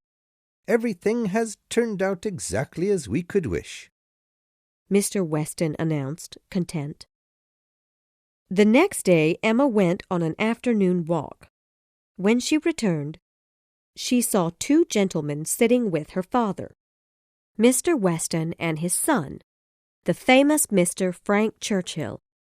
He was a very good-looking young man, and she immediately liked him. He was interested in talking to her. Emma was certain that he came to meet her. He was pleased with his father's home and with Highbury. "My father's marriage to Mrs. Weston was a wise decision," he told the Woodhouses. He seemed pleased with his new mother. Emma noticed Mr. Weston glancing at Emma and his son with a happy expression. Emma was quite pleased with meeting Mr. Churchill. They said goodbye politely, as he had to visit Miss Jane Fairfax, whom he had met in Weymouth, while she was vacationing there with the Campbells. Chapter 24. The next morning, Mr. Frank Churchill returned. He came with Mrs. Weston, who he was rather fond of. The 3 took a walk around Highbury, and Mr. Churchill was delighted with everything. "How was your visit to the Bates home? How did you think Miss Fairfax is looking?" Emma asked. "Ill, very ill," Frank Churchill responded. Emma did not agree. "She is so graceful, with such lovely skin." He listened, but believed she looked ill with such a pale face. He thought she looked quite sick. "Did you often see Miss Fairfax while in Weymouth?" Emma asked. "I saw her frequently at Weymouth. Colonel Campbell is an honest man, and Mrs. Campbell is warm-hearted. I like them all. Do you know about Miss Fairfax's situation in life? That she must soon find work and leave the Campbells? Yes, I do. Frank Churchill replied, looking upset. Miss Fairfax is rather quiet. I have known her from childhood, but know nothing about her. Yes, how unpleasant. One cannot love such a reserved person. A friendship between Miss Fairfax and me is impossible. She never gives her opinion on any subject. He agreed with her completely. Emma felt she knew him quite well, although this was only their second meeting. Chapter 25.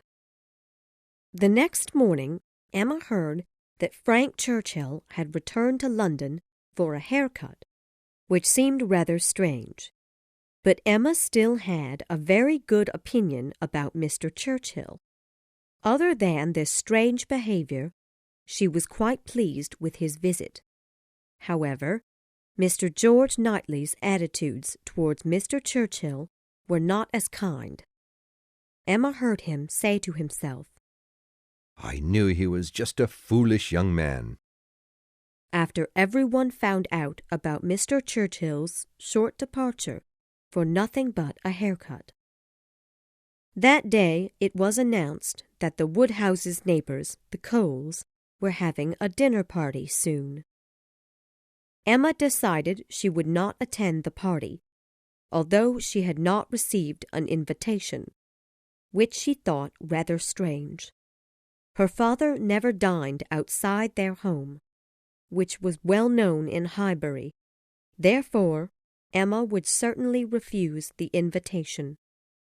The Coles had lived in Highbury for 10 years and were very good people, but not a family of high class or fortune.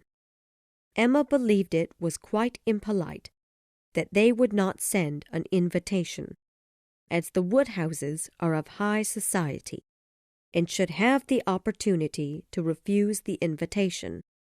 Mrs. Weston reasoned that, "The Coles know you do not dine out," but Emma felt she should have the power to refuse.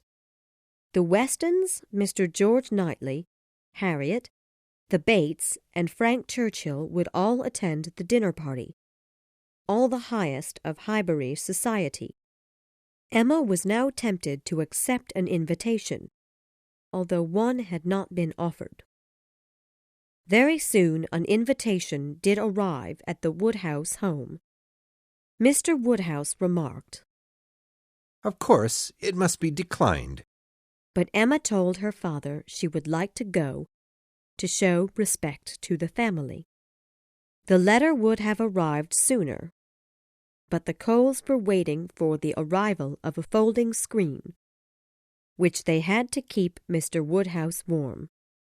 However, Emma did not wish him to go to the party. Mr. Woodhouse often gets upset at large parties, so Emma thought he should stay at home.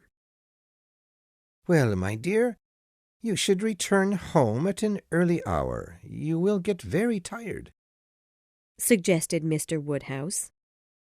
But you would not wish me to leave before I am tired, Papa.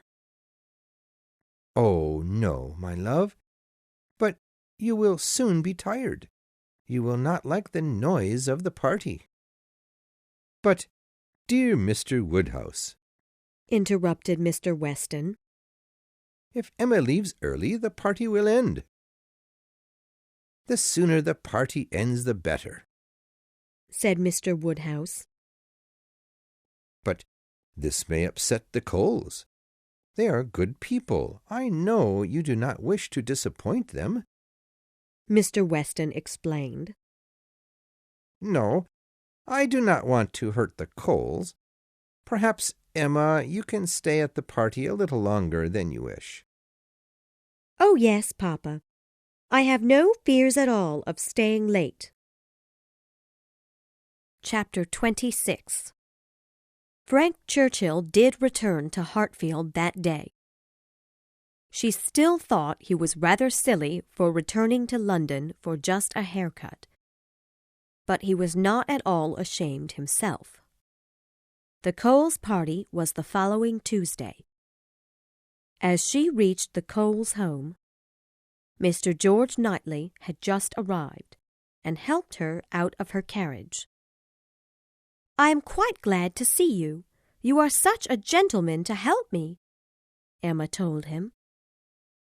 How fortunate that we arrive at the same moment. Now, you see, I am truly a gentleman.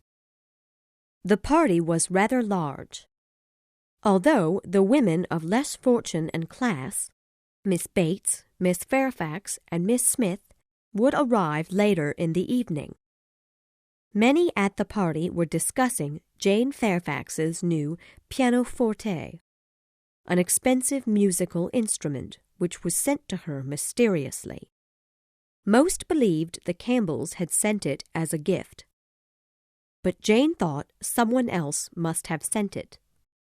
Jane knew the Campbells would have told her if they were sending such an expensive gift. As Mrs. Cole was discussing the grand instrument, Emma noticed that Mr. Frank Churchill was smiling contentedly to himself. "Why do you smile?" said she. Perhaps the Campbells did not send the pianoforte, he responded with a curious smile. "If Colonel Campbell is not the person, who can it be?" Perhaps Mrs. Dixon sent the pianoforte. Yes, I had not thought of Mrs. Dixon. It is Mrs. Dixon, I believe. Perhaps not Mrs. Dixon, but Mr. Dixon sent it. Yes, I am sure Mr. and Mrs. Dixon sent the present, Emma responded confidently. That is possible, but perhaps Mr. Dixon sent the pianoforte alone. It is possible that after he proposed marriage to Mrs. Dixon, he met Miss Jane Fairfax and fell in love.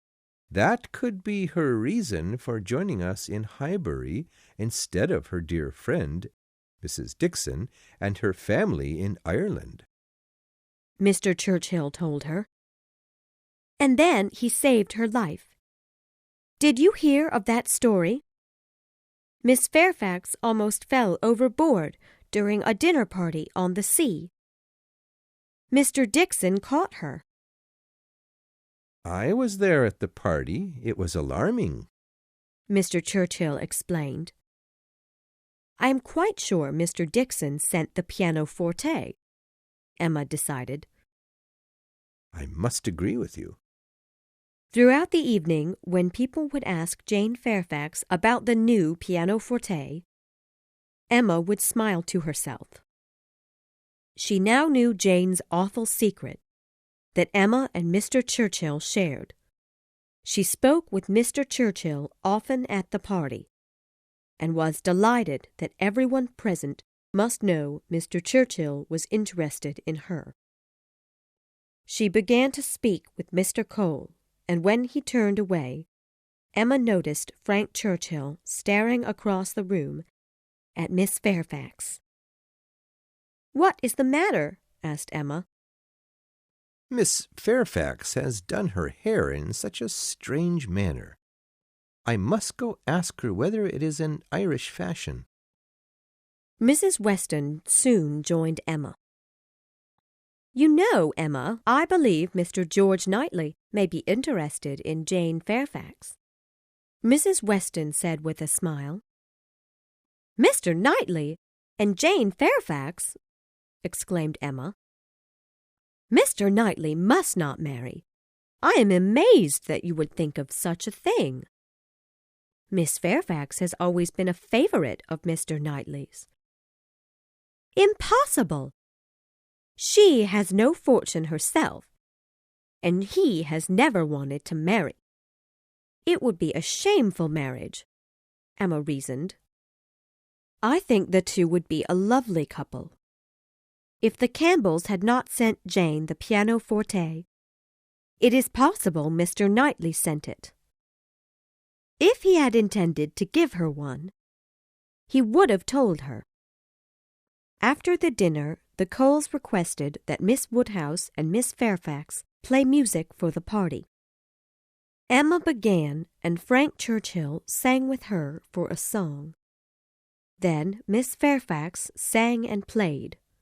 Emma could not ignore that Miss Fairfax was much more talented than herself, although every one was quite pleased with Emma's performance.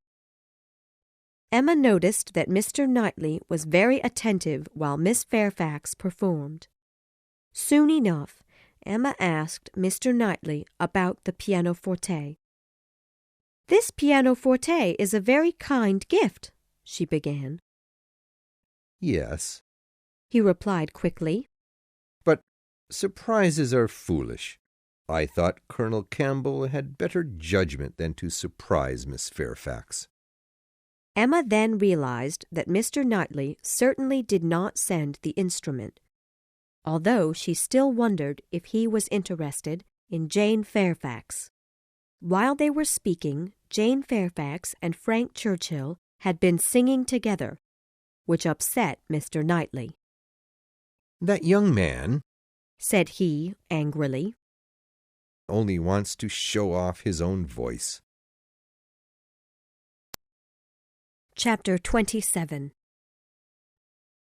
Emma was very pleased with the Coles' dinner party. The next day, Harriet came to the Woodhouse home for a visit. "Oh, I wish I could play as well as you and Miss Fairfax," Harriet told her friend. "Harriet, you know Miss Fairfax's playing is well above mine." "Oh, no, I think you play better than Miss Fairfax." "That is quite impossible, Harriet." After some time, Harriet told Emma she had heard the night before that Mr. Martin had dined with the Coxes, who have an unmarried daughter, Anne Cox. This news upset the poor girl that evening. "Perhaps Anne Cox would be very glad to marry Mr. Martin," Harriet said worriedly. "That is possible. She is the most impolite girl in Highbury." That day, Harriet had to return to Ford's, where she had last seen Mr. Martin. Emma thought she should go with her friend. She was afraid Harriet might see Mr. Martin. While at Ford's, the girls met Mrs. Weston and Miss Bates, who invited them to the Bates home to hear Jane play the pianoforte. Jane was waiting at the Bates home with Mr. Frank Churchill and Mrs. Bates. On the walk back to the Bates home, Miss Bates told the women about Mr. Knightley's visit to their home yesterday. He had apples brought to the house. He knew the Bates often cooked apples, and thought they might enjoy some. Emma remembered her conversation with Mrs. Weston. Perhaps Mr. Knightley was in love with Jane Fairfax. Chapter 28. The Bates sitting room was quite peaceful when Mrs. Weston and Miss Bates returned with Emma and Harriet. Frank Churchill had been fixing Mrs. Bates's glasses, while Jane was playing the pianoforte. "What?" said Mrs. Weston. "Frank, you have not finished fixing Mrs. Bates's glasses yet. You started fixing them before we left the house." "I stopped to help Miss Fairfax in making her instrument stand steadily," he replied, and then continued, "Miss Fairfax, it would give us all pleasure if you would play one of the songs we danced to last night. Although you looked rather tired the whole evening, but I was so upset when you stopped dancing." She played. "What happiness this song brings me! I believe we danced to this song at Weymouth," he said. She looked up at him for a moment, quite surprised, and played something else. He took some of her music and turned to Emma to say, "This music was sent with the instrument. Whoever sent this knew that Miss Fairfax has no music here. It shows that this person cares deeply for Miss Fairfax." Emma wished he would stop discussing the pianoforte. When Emma turned to Jane Fairfax, she saw her smiling, a smile of secret delight. Emma knew Jane Fairfax was delighted with some forbidden pleasure, which she assumed to be Jane's supposed love for Mr. Dixon. "Jane must understand you are speaking of Mr. Dixon. You are embarrassing her," Emma warned Mr. Churchill. "I hope she understands my meaning. I am not ashamed." Shortly afterwards, Miss Bates saw Mr. Knightley nearby outside. "Mr. Knightley, please come in for a visit," Miss Bates called to him. "How do you do? How is your niece, the lovely Miss Fairfax? How is she today? Tell me how Miss Fairfax is," he began. "Oh, please do come in," she again requested. "Well," said he, "I'll come in for 5 minutes, perhaps." "Mrs. Weston and Mr. Frank Churchill are here too." "No, not now. I must go now. I must go immediately. Goodbye." And Mr. Knightley then left immediately. Chapter 29. Frank Churchill had danced once at Highbury, and wished to dance again. One evening at the Westons, he suggested that they plan another dance. The Westons and Miss Woodhouse thought another dance would be a wonderful idea. Mr. Woodhouse, however, disagreed. "Oh, no," said he. "Emma would catch a cold, and so would poor little Harriet, and so would you all. Do not tell his father, but young Mr. Churchill is quite thoughtless," speaking in a quiet voice. Some time later, Mr. Churchill began, "Well, Miss Woodhouse, I hope you will dance with me at the next dance." Emma was delighted. Soon after, she heard Mr. Weston whisper to his wife, "He has asked her, my dear. I knew he would." The Westons, Mr. Churchill, and Miss Woodhouse began to make plans for the dance. Frank sent a letter to his aunt and uncle requesting to stay in Highbury for a few days longer, which they could not refuse, and a delightful dance was planned. Chapter 30. Although Frank Churchill sent a letter to his relatives requesting a few days longer in Highbury, Emma feared that the Churchills might not allow him to stay. The Churchills were upset about his long stay, but they did allow it, which pleased Emma. Soon she announced the plans for the dance to Mr. George Knightley. Of course, he did not share in her excitement. Perhaps he was upset he was not invited to plan the event, or perhaps he just did not enjoy dances. The dance did not seem to interest him. "Yes, I will join the party, but I would much prefer to sit at home reading." It upset Emma that he did not share her excitement, but she was content that he would prefer to sit home reading than spend time with Jane Fairfax. She was more and more convinced that Mrs. Weston was mistaken. Emma felt that Mr. Knightley was not interested in Jane Fairfax. 2 days after the planning began, a letter arrived from Mr. Churchill, explaining to his nephew that Mrs. Churchill was quite ill. The letter requested that Frank Churchill return home immediately. He could not refuse the request. Frank Churchill was not upset. He knew her illnesses occurred for her own convenience. She could not refuse her nephew's request to remain in Highbury longer, so she used her illness to force his return. Before his departure, he visited the Westons' friends in Highbury to say his goodbyes. Soon after breakfast, he arrived at the Woodhouse home to say goodbye.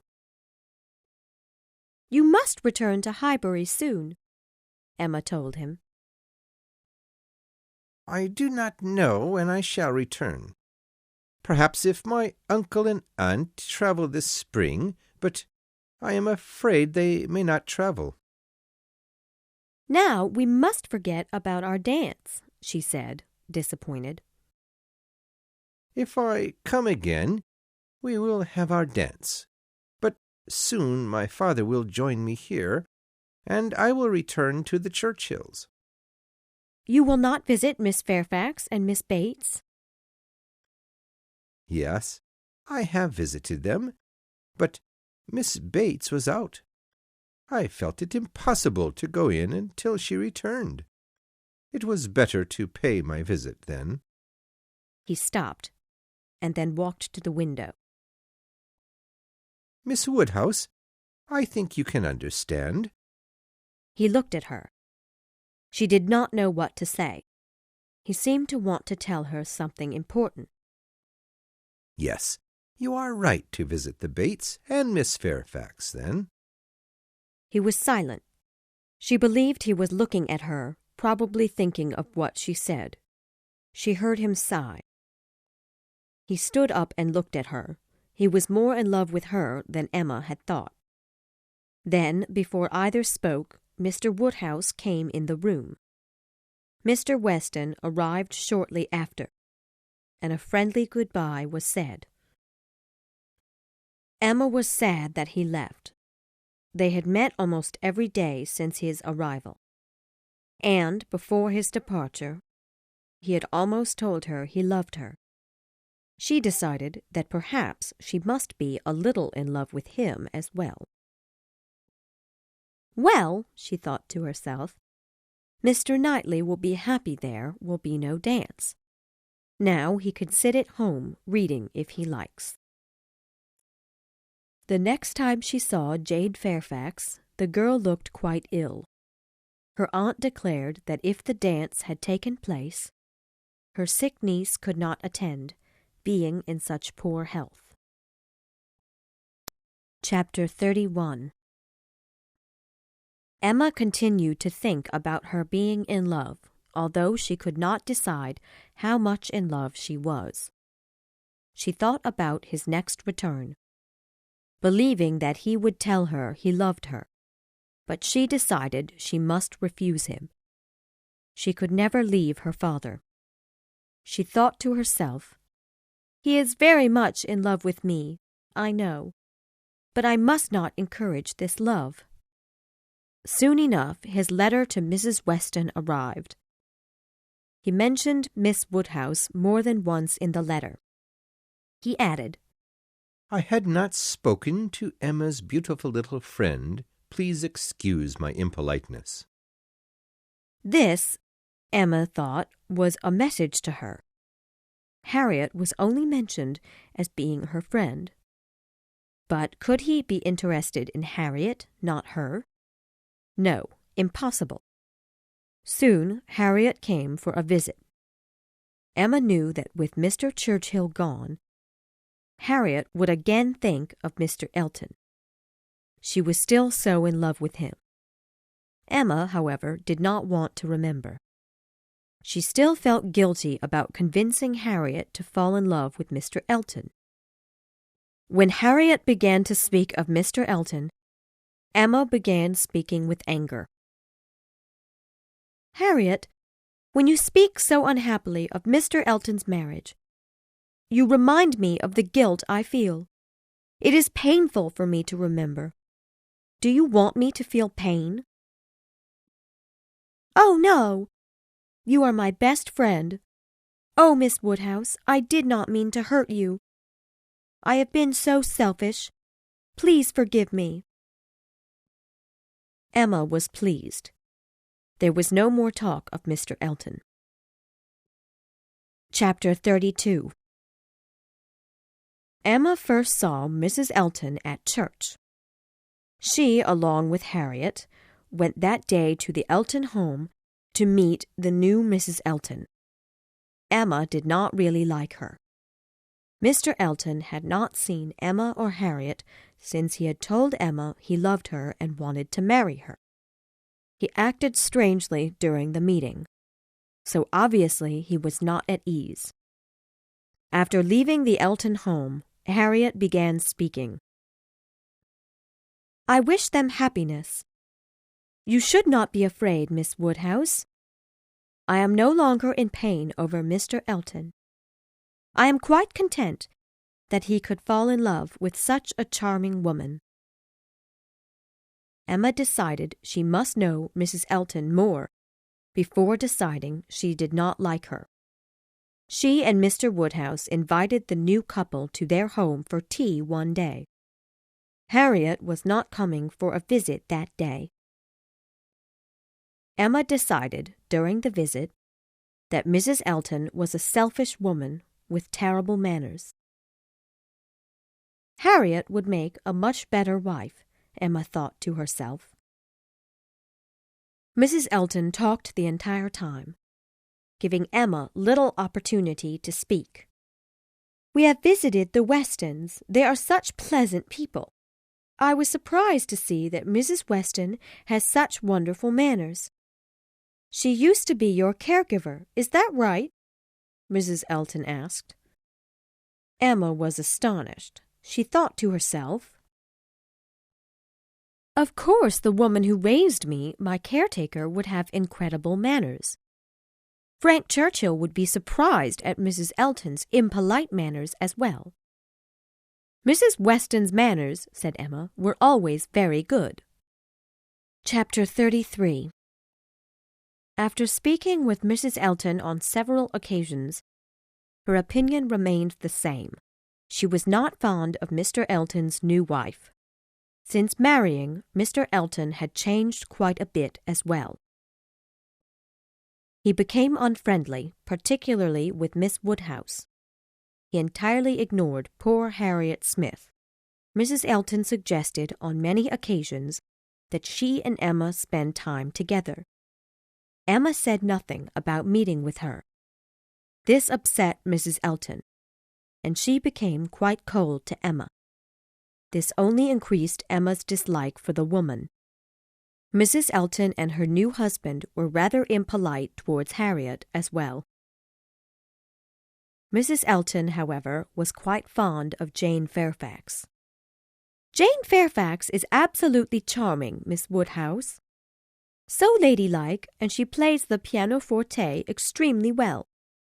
But the poor girl, she grew up with the Campbells in such a comfortable home. But she will soon have to leave all that to find work. She is a very delightful young woman." "I have known Miss Fairfax for many years." Mrs. Elton interrupted. "You and I, Miss Woodhouse, must make her stay here in Highbury as comfortable as possible. Then the rest in town will do as we do. I shall invite her to my house often." "Poor Jane Fairfax," thought Emma. "This is such a punishment, to become friends with Mrs. Elton. Poor, poor girl!" Within the next few days, Emma was surprised to see Jane Fairfax accept Mrs. Elton's friendship. Emma heard of Jane going on walks with the Eltons, dining at the Eltons, spending a day with the Eltons. Emma was astonished. Jane had planned to come to Highbury for 3 months, while the Campbells were in Ireland with their daughter and her new husband, Mr. Dixon. 3 months had passed, but now another invitation to visit the Campbells came for her. The Campbells planned to stay longer for the visit in Ireland. Mrs. Dixon had written the letter asking her dear friend to come. Jane again refused the invitation. No one in Highbury could guess Jane's reason for refusing, although Emma believed Mr. Dixon was her reason for remaining in Highbury. One evening she was asking Mrs. Weston and Mr. Knightley why Jane Fairfax would befriend Mrs. Elton, such an impolite, boring woman. Mrs. Weston and Mr. Knightley both knew of her dislike for Mrs. Elton. Jane spends every day with her aunt at home, and perhaps she gets bored with the same people, Emma, Mrs. Weston told her. You are right, Mrs. Weston, said Mr. Knightley. She receives attention from Mrs. Elton, which no one else gives her. Emma knew that Mr. Knightley was telling her that she ignored Jane Fairfax. My dear Mr. Knightley, you admire Miss Fairfax with serious interest, Emma began. Mr. Cole noticed 6 weeks ago that I am interested in Jane Fairfax. He paused to sigh. But that will never be. Miss Fairfax is not interested in me. She would not marry me if I asked her, and I am very sure I shall never ask her. Emma was pleased that her dear Mr. Knightley was not considering marriage. Chapter 34. Everyone in Highbury who knew Mr. Elton was inviting the new couple for dinner parties. Mrs. Elton was determined to show this small town the meaning of high class. She announced many times that she would have a grand evening party, with more waiters, delicate dishes, and refreshments than the people of Highbury had seen before. Emma, meanwhile, felt she should have a dinner party for the Eltons, being the polite lady she was. She sent out invitations for the Westons, Mr. Knightley, Jane Fairfax, and the Eltons. Harriet asked to decline the invitation. She was not yet ready to see the happy new couple together. Emma decided to pay closer attention to Miss Fairfax after her conversation with Mr. Knightley. Of the same age and always knowing her, I should have been more her friend, Emma thought to herself. A few days before the dinner party, Mr. George Knightley's younger brother, John Knightley, decided he would come to Hartfield for a visit with 2 of his children. This news upset Mr. Woodhouse a bit, as 8 people at dinner together was the most he could bear. He thought the noise would be too much. Fortunately, Mr. Weston had to go into town on business, so he did not attend the dinner, but would come later in the evening. Mr. Woodhouse was quite at ease. Now there would be a dinner party of 8. The event was favorable to Mr. Woodhouse. While the party was waiting for dinner to be arranged, Mr. John Knightley spoke with Miss Fairfax. He had seen her that morning while she was walking to the post office. I hope you did not walk far, Miss Fairfax. It was raining, or I am sure you will soon be ill, he told her. I reached home before the rain was too much. A walk before breakfast does me good. Mrs. Elton soon joined them. My dear Jane, you sad girl, how could you go to the post office in the rain?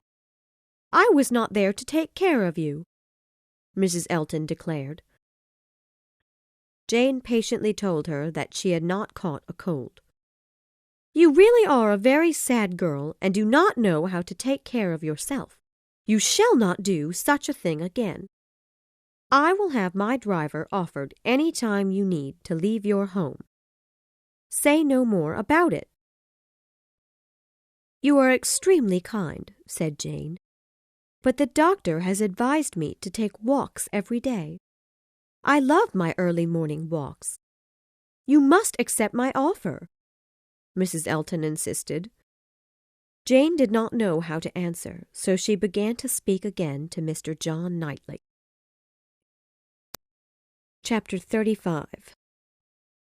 After dinner, Emma noticed that the ladies made 2 distinct parties in the sitting room. Mrs. Elton spoke to Jane Fairfax, decisively leaving Miss Woodhouse and Mrs. Weston out of the conversation.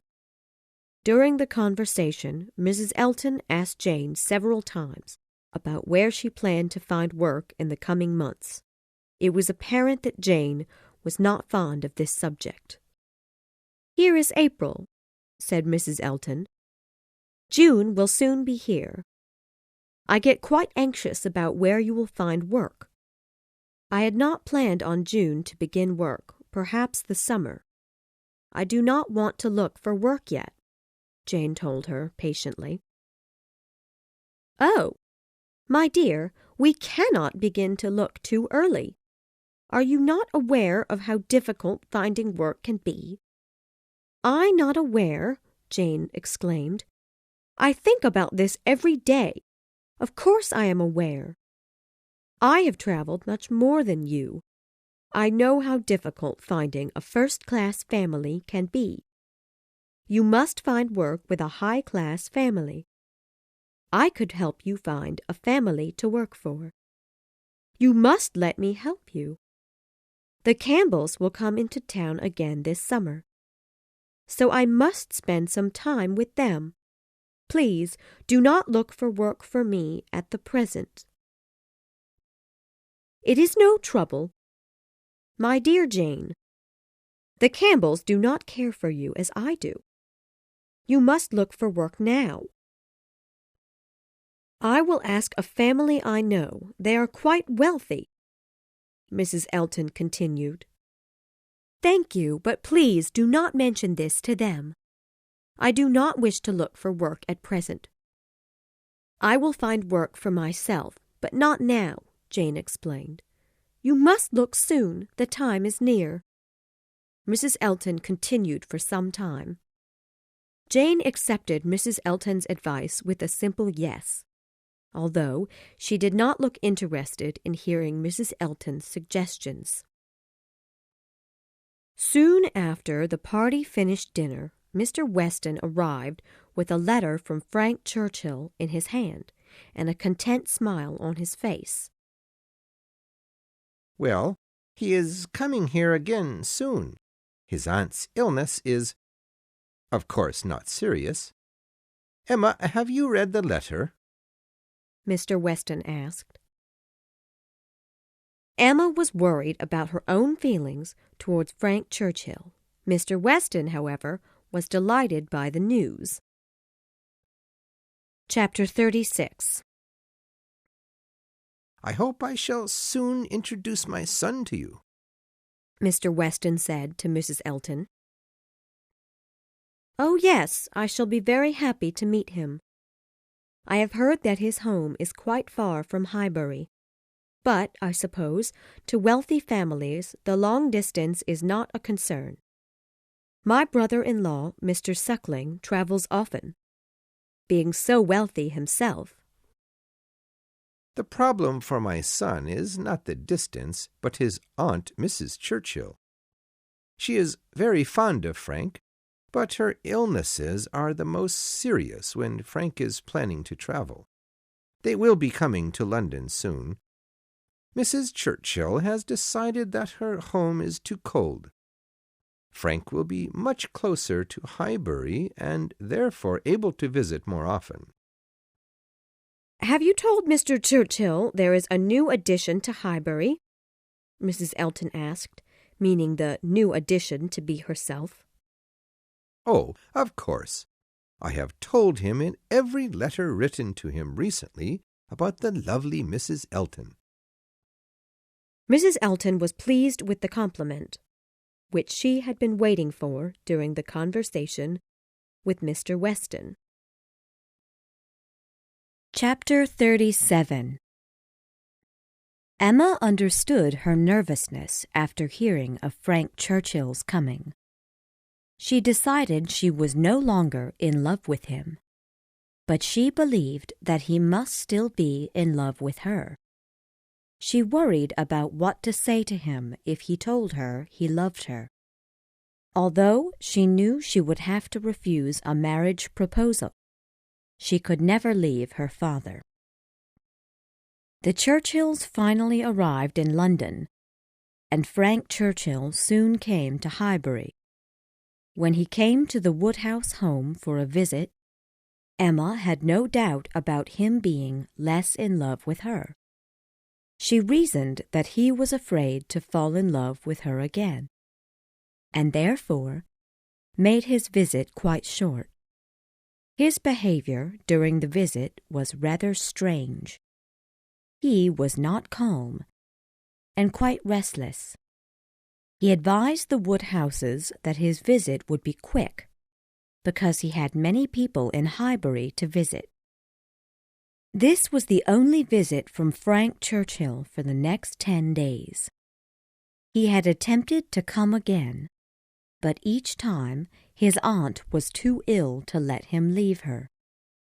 Mrs. Churchill's behavior upset Mr. Weston, of course, but he did not say anything on the subject. Soon, Mrs. Churchill decided that she no longer wanted to stay in London, so the family moved to Richmond, a quiet city closer to Highbury. Mr. Weston was delighted. After the Churchills moved to Richmond, Frank Churchill came to Highbury more often. Emma, the Westons, and Frank Churchill began to plan the next dance, which they talked about during Frank's last stay. Chapter 38. On the day of the dance, Frank Churchill arrived at the Westons just before dinner. This was the second time he and Emma had met since the Churchills had come to London, then Richmond. Frank was standing by her at the beginning of the dance, but looked uneasy. He often glanced at the door, waiting for others to arrive. Soon, Jane Fairfax and her aunt arrived. Frank immediately went outside to greet them. "A very fine young man indeed, Mr. Weston. You should believe me. I never compliment someone if I do not truly believe what I say," Mrs. Elton remarked about young Frank Churchill. Mrs. Bates and Jane Fairfax arrived, escorted in by Mr. Weston and his son.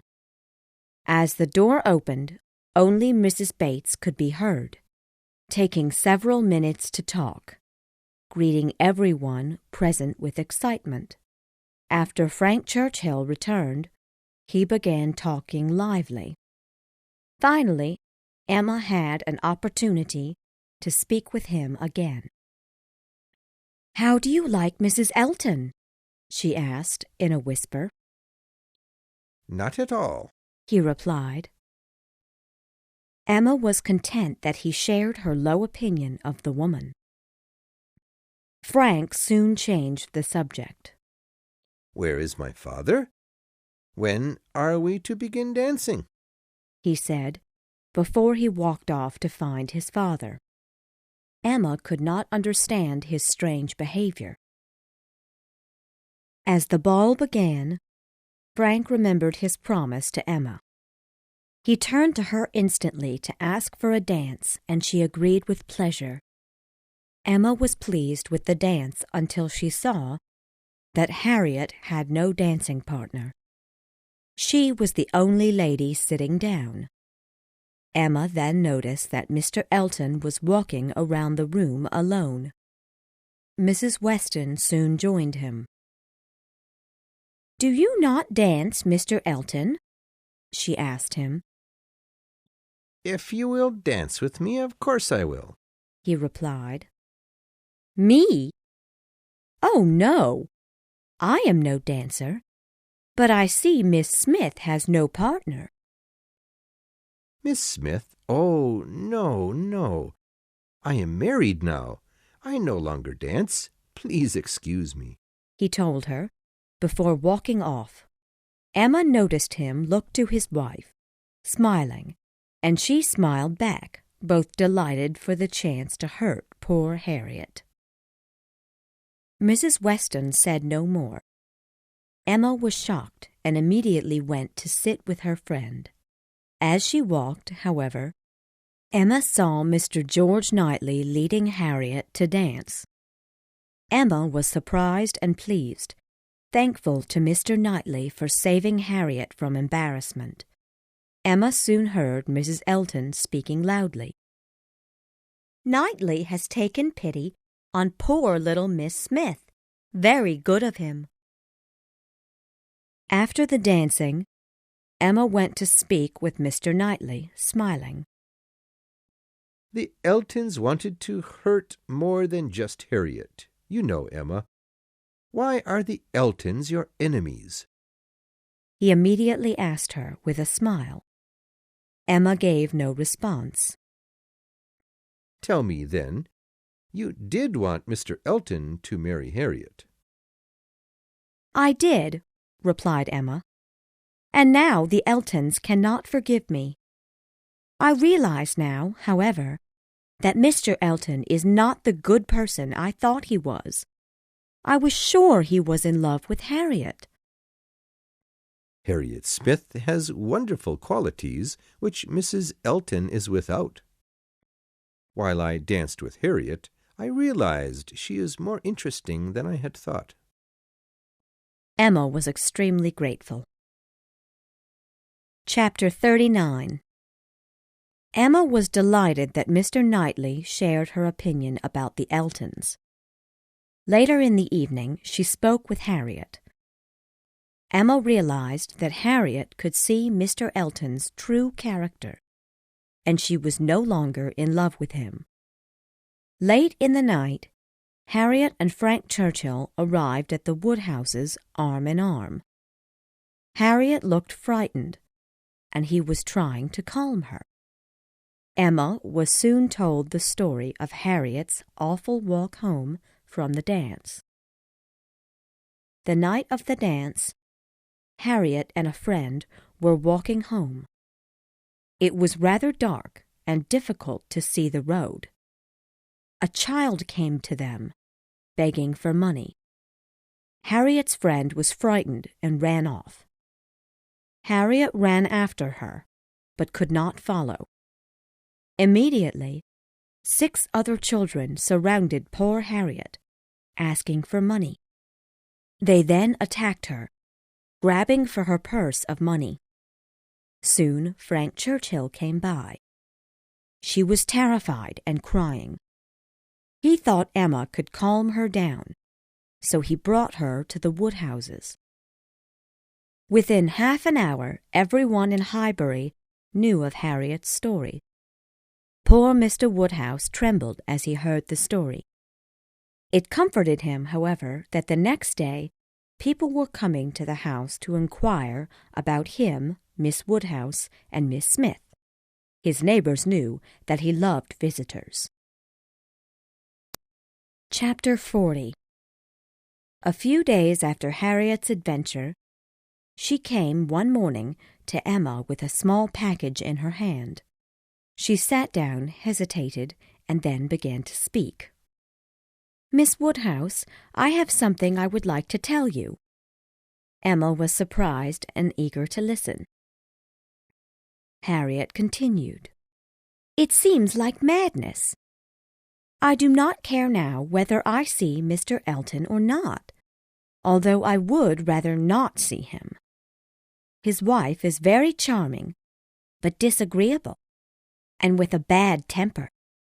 I am now going to destroy some things that were once priceless to me," she said, blushing as she spoke. "Dear Miss Woodhouse, do you remember the morning Mr. Elton needed to write something? His pencil had no lead, which he intended on throwing away. I kept that pencil, although I knew after he married I should not keep it, but I was still in love with him." "My poor Harriet, have you actually found happiness in keeping this?" "Yes, I was a fool, and quite ashamed now. I will now throw it into the fire, and there is an end. I will no longer think of Mr. Elton." "And when," thought Emma, "will there be a beginning with Mr. Churchill?" Emma believed, however, that Mr. Churchill's saving Harriet on the road was the beginning. There was silence for some time. Then Emma advised her friend on what sort of man to marry. But Harriet was upset and did not want to listen. "I shall never marry," Harriet told her sadly. After a few moments of silence, Emma replied with, "Do not let Mr. Elton's cruel behavior make you feel bad.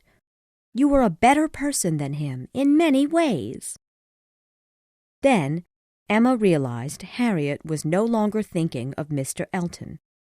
She was thinking of a man far better than Mr. Elton, a man who had recently saved her.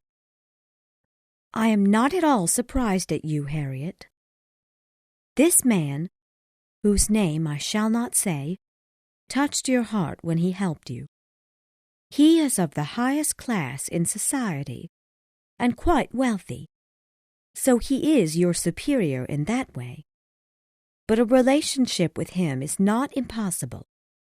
Let his behavior guide your emotions." Harriet was grateful for Emma's kind advice and gently kissed her hand to show her thanks. Chapter 41. Since Mrs. Elton had first arrived in Highbury, she spoke often of her wealthy relatives, the Sucklings. She proclaimed that in June she and her new husband would have a grand party, inviting the Sucklings and many from Highbury. She declared that Highbury would be pleasantly amazed with her grand party, and spoke of it often. Meanwhile, the Campbells decided to stay till August in Ireland, so Jane Fairfax would stay longer with the Bates. Mr. George Knightley had never liked Frank Churchill, and was only growing to dislike him more. He began to suspect him of cheating Emma. It was known to all that Mr. Churchill was interested in Emma, although Mr. Knightley saw him often staring at Jane Fairfax, and Mr. Knightley believed there was a secret between Frank Churchill and Jane Fairfax.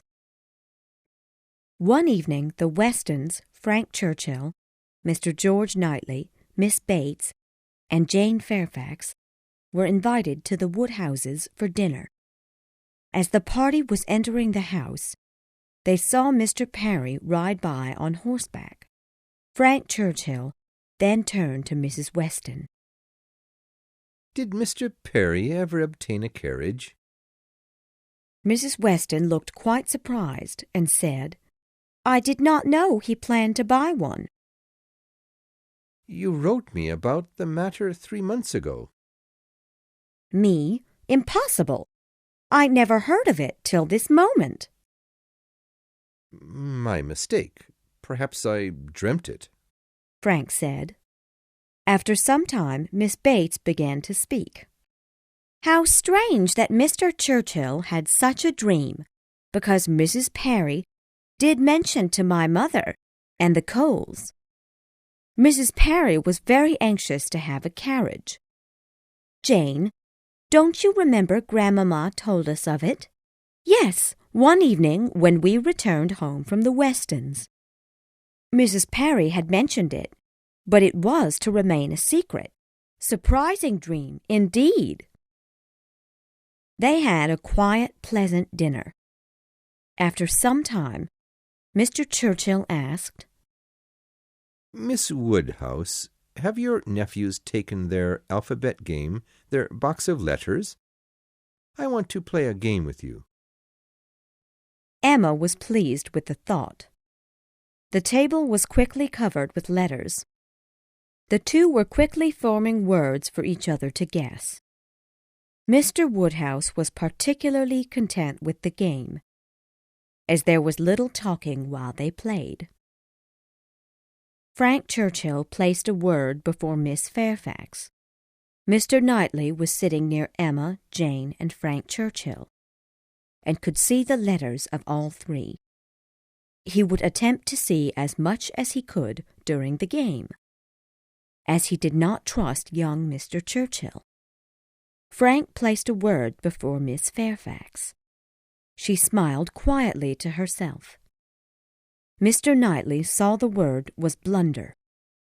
He immediately connected the word with Mr. Churchill's supposed dream, but he could not understand the entire connection between the two. Mr. Churchill then placed a word in front of Emma. She was entertained by the word. Soon, he gave the word to Jane Fairfax, although Emma protested. Mr. Knightley saw the word Dixon.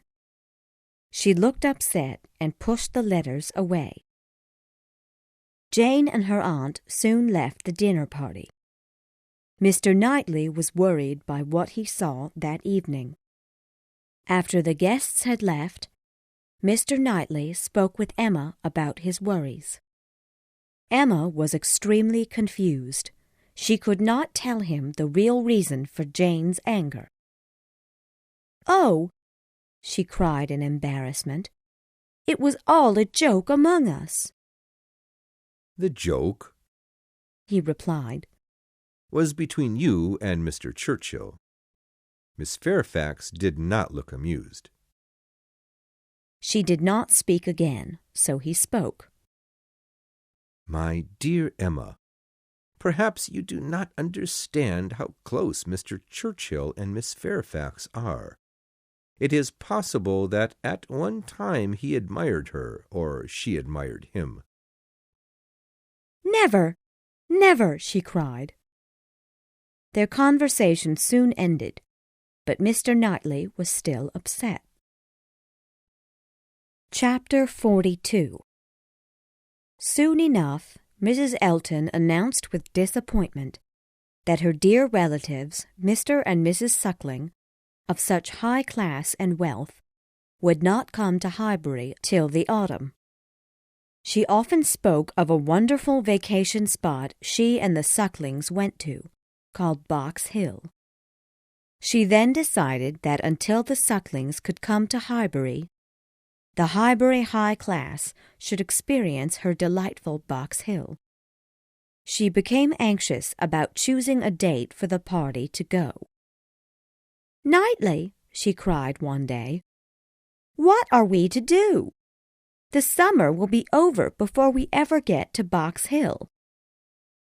"You should come to my home then. Come and eat my strawberries," he suggested. She was delighted. "I should love to come." Mr. Knightley's gardens were famous for their strawberries.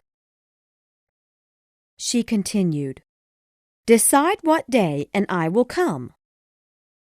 "First, I must speak to some others about what day to choose." "Oh, it is my party. I will bring my friends along. I will invite your guests. It is my party." "No," he calmly replied. "There is only one married woman who can invite guests to my home." She interrupted. "Mrs. Weston?" "No, Mrs. Isabella Knightley." "You are strange." "Well, I shall bring Jane with me," she declared. "I shall invite Jane and her aunt to myself," he said firmly. The day came, and all the guests but one arrived. Frank Churchill was still with his aunt, although his father and Mrs. Weston were impatient for his arrival. Emma noticed Mrs. Elton seated next to Jane Fairfax. Mrs. Elton had received news that morning of a family willing to employ Jane Fairfax. She had known the family quite well. They were of the highest class. Mrs. Elton suggested several times that afternoon that Jane should take the position with the family. Jane politely declined the offer many times. Some time later, Emma walked into the house and noticed Jane Fairfax coming in quickly, looking worried. "I am going home at this moment. Please tell everyone for me," Jane requested, looking upset. "But it is too far to walk alone. Indeed it is. I will have my carriage take you home immediately," Emma offered. Thank you, but I would rather walk. I am not afraid of walking alone. I will soon have to watch over others," she said angrily. "Please, Miss Woodhouse, let me walk home and tell the others I left," Jane asked, looking worried. Emma could not say another word. She watched her leave, and Jane was grateful. Jane had not been gone long when Frank Churchill arrived. He was in a terrible mood, and told Emma that because of the hot weather, he should not have come that day. Emma thought to herself, "I am glad I am no longer in love with him. I would not like a man to get so upset over a hot morning. Harriet's sweet temper will not mind it." Frank Churchill soon returned calmly, and joined Emma and her father as they were looking over pictures from Switzerland. "As soon as my aunt gets well, I shall go abroad," said he. "I shall never be content till I have seen some of these places. I am sick of England, and would leave tomorrow if I could." "You are sick of fortune and comfort. Can you not find a way to be content to stay?" Emma asked. "I am sick of fortune and comfort. I do not consider myself at all a fortunate person." "You are not quite as miserable as when you arrived today. We are going to Box Hill tomorrow. Will you join us? It is not Switzerland, but it will be a change, which you are looking for.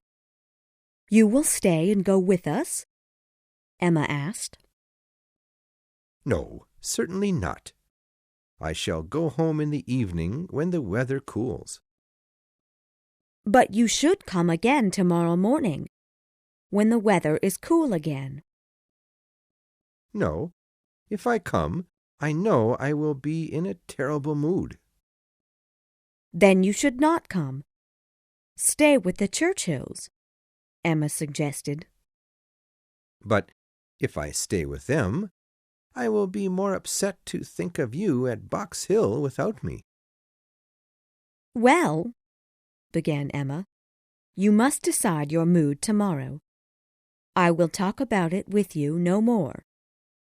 The evening soon arrived, and the guests decided to leave, after making arrangements for the trip to Box Hill the following morning. As Frank Churchill was leaving, he turned to Emma. "Well, if you wish me to stay in Highbury and go to Box Hill tomorrow, then I will." She smiled and knew he would join them the next day. Chapter 43. The next morning was filled with excitement for the adventure to Box Hill. Everyone admired the surroundings when they first arrived. But later in the day they separated into parties. The Eltons walked together, Mr. Knightley with Miss Bates and Jane, and Emma and Harriet with Frank Churchill.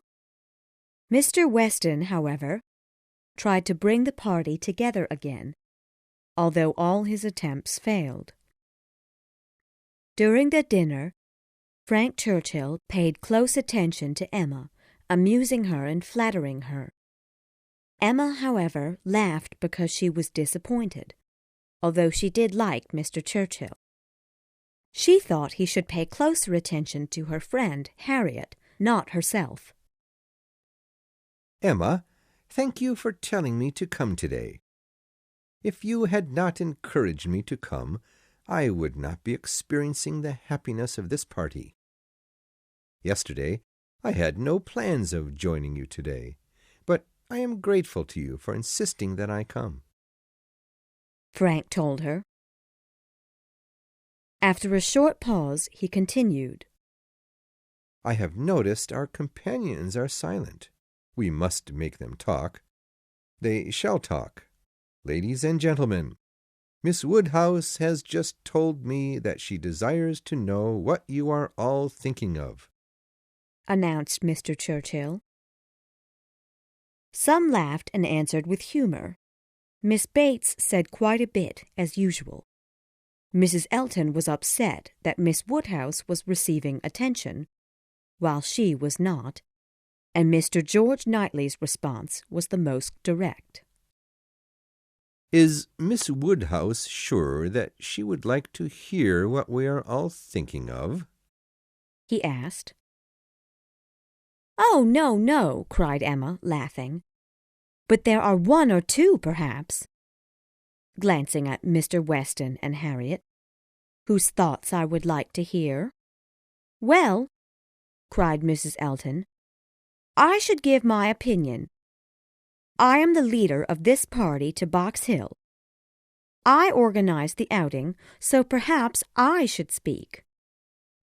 She continued for some time, although her husband was the only listener.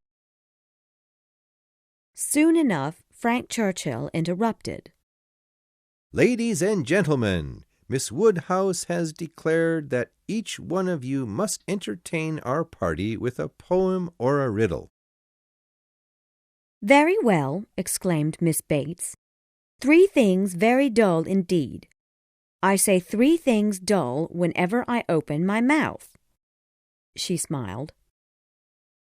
"Pardon me, ma'am, but you are limited to only 3, nothing more," Emma warned her with a smile. Miss Bates understood the meaning soon after and looked embarrassed. Mr. Weston soon had a riddle for Emma. "What 2 letters of the alphabet go perfectly well together?" He paused. "Ah, you will never guess. I will tell you. M and A. Emma, do you understand?" Emma Woodhouse and Frank Churchill. Emma quickly understood and was quite amused, as were Frank and Harriet. Mr. Knightley seemed to understand the riddle, but did not look amused. The rest of the party, however, did not understand the riddle. "I understand now what clever things Miss Woodhouse wanted to hear. And Mr. Weston's riddle was outstanding, but perfection should not come so quickly," he said seriously. Mrs. Elton soon began to speak. "I really cannot attempt a riddle. I am not fond of them. I do not pretend to be clever. I have several other excellent qualities, but I know when to speak and when not to. Please, Mr. E., Knightley, Jane, and myself, we have nothing clever to say, not one of us," she said firmly. "Yes, yes. I have nothing to say to entertain Miss Woodhouse. I am just an old married man," he said with a laugh. "Shall we walk, Augusta?" "Yes, but Jane, please come hold my arm to walk with us. I am so tired after walking all day," Mrs. Elton responded. Jane declined, and the husband and wife walked off. "Happy couple," said Frank Churchill as soon as they left. "They only knew each other a few weeks before they married, but a perfect pair they are." Jane, who seldom spoke, began. "Although it sometimes happens that couples come together quickly, and thus have problems, their relationship can improve with time, if both are patient." Frank Churchill did not answer, but looked crushed. Soon afterwards he said in an excited voice, "I cannot trust my own judgment in whom to marry. I hope somebody will choose my wife for me. Will you?" he asked, looking at Emma. "Find somebody for me. I am in no hurry." "And make her like myself," Emma responded. "Of course." "Very well. You shall have a charming wife," Emma declared. "She must be lively, with hazel eyes. I ask for nothing else." Emma was delighted. Aside from the hazel eyes, Harriet could be the charming wife Frank Churchill requested. Jane then turned to her aunt. "Shall we join Mrs. Elton now?" "I am quite ready for a walk." I was ready to walk with her before when she requested, but now is a good time to go as well. They walked off and were soon followed by Mr. Knightley. Mr. Weston, his son, Emma, and Harriet only remained sitting. Frank Churchill continued to speak, and Emma soon wished she had gone quietly walking with the others, instead of listening to Frank Churchill's many compliments to her. She was grateful to see the carriages arrive to take the party back to Highbury. Of course, Mrs. Elton insisted that her carriage arrive first. Emma was content during the quiet drive home, without the company of such a strange group of people. While waiting for the carriage, Mr. Knightley soon came to her. He looked around and then quietly said, "Emma, I must speak to you about your behavior today." He paused. "How could you be so impolite to Miss Bates? Why did you make fun of her when she was telling a riddle?" Emma remembered and felt embarrassed for her behavior, but tried to laugh. "Miss Bates did not understand my meaning, I am sure." "She did understand, and she spoke of it later in the day. She was grateful that you pay her such close attention. Miss Bates was so humble when she spoke of you. She is poor. You should be more compassionate about her situation. She is so humble, and you teased her while in the company of others. Perhaps the others will now disrespect Miss Bates as you did. I am telling you this because I am your friend, so I will be truthful. I hope that in time you will treat Miss Bates with more respect." Emma was angry with herself on the ride to Hartfield.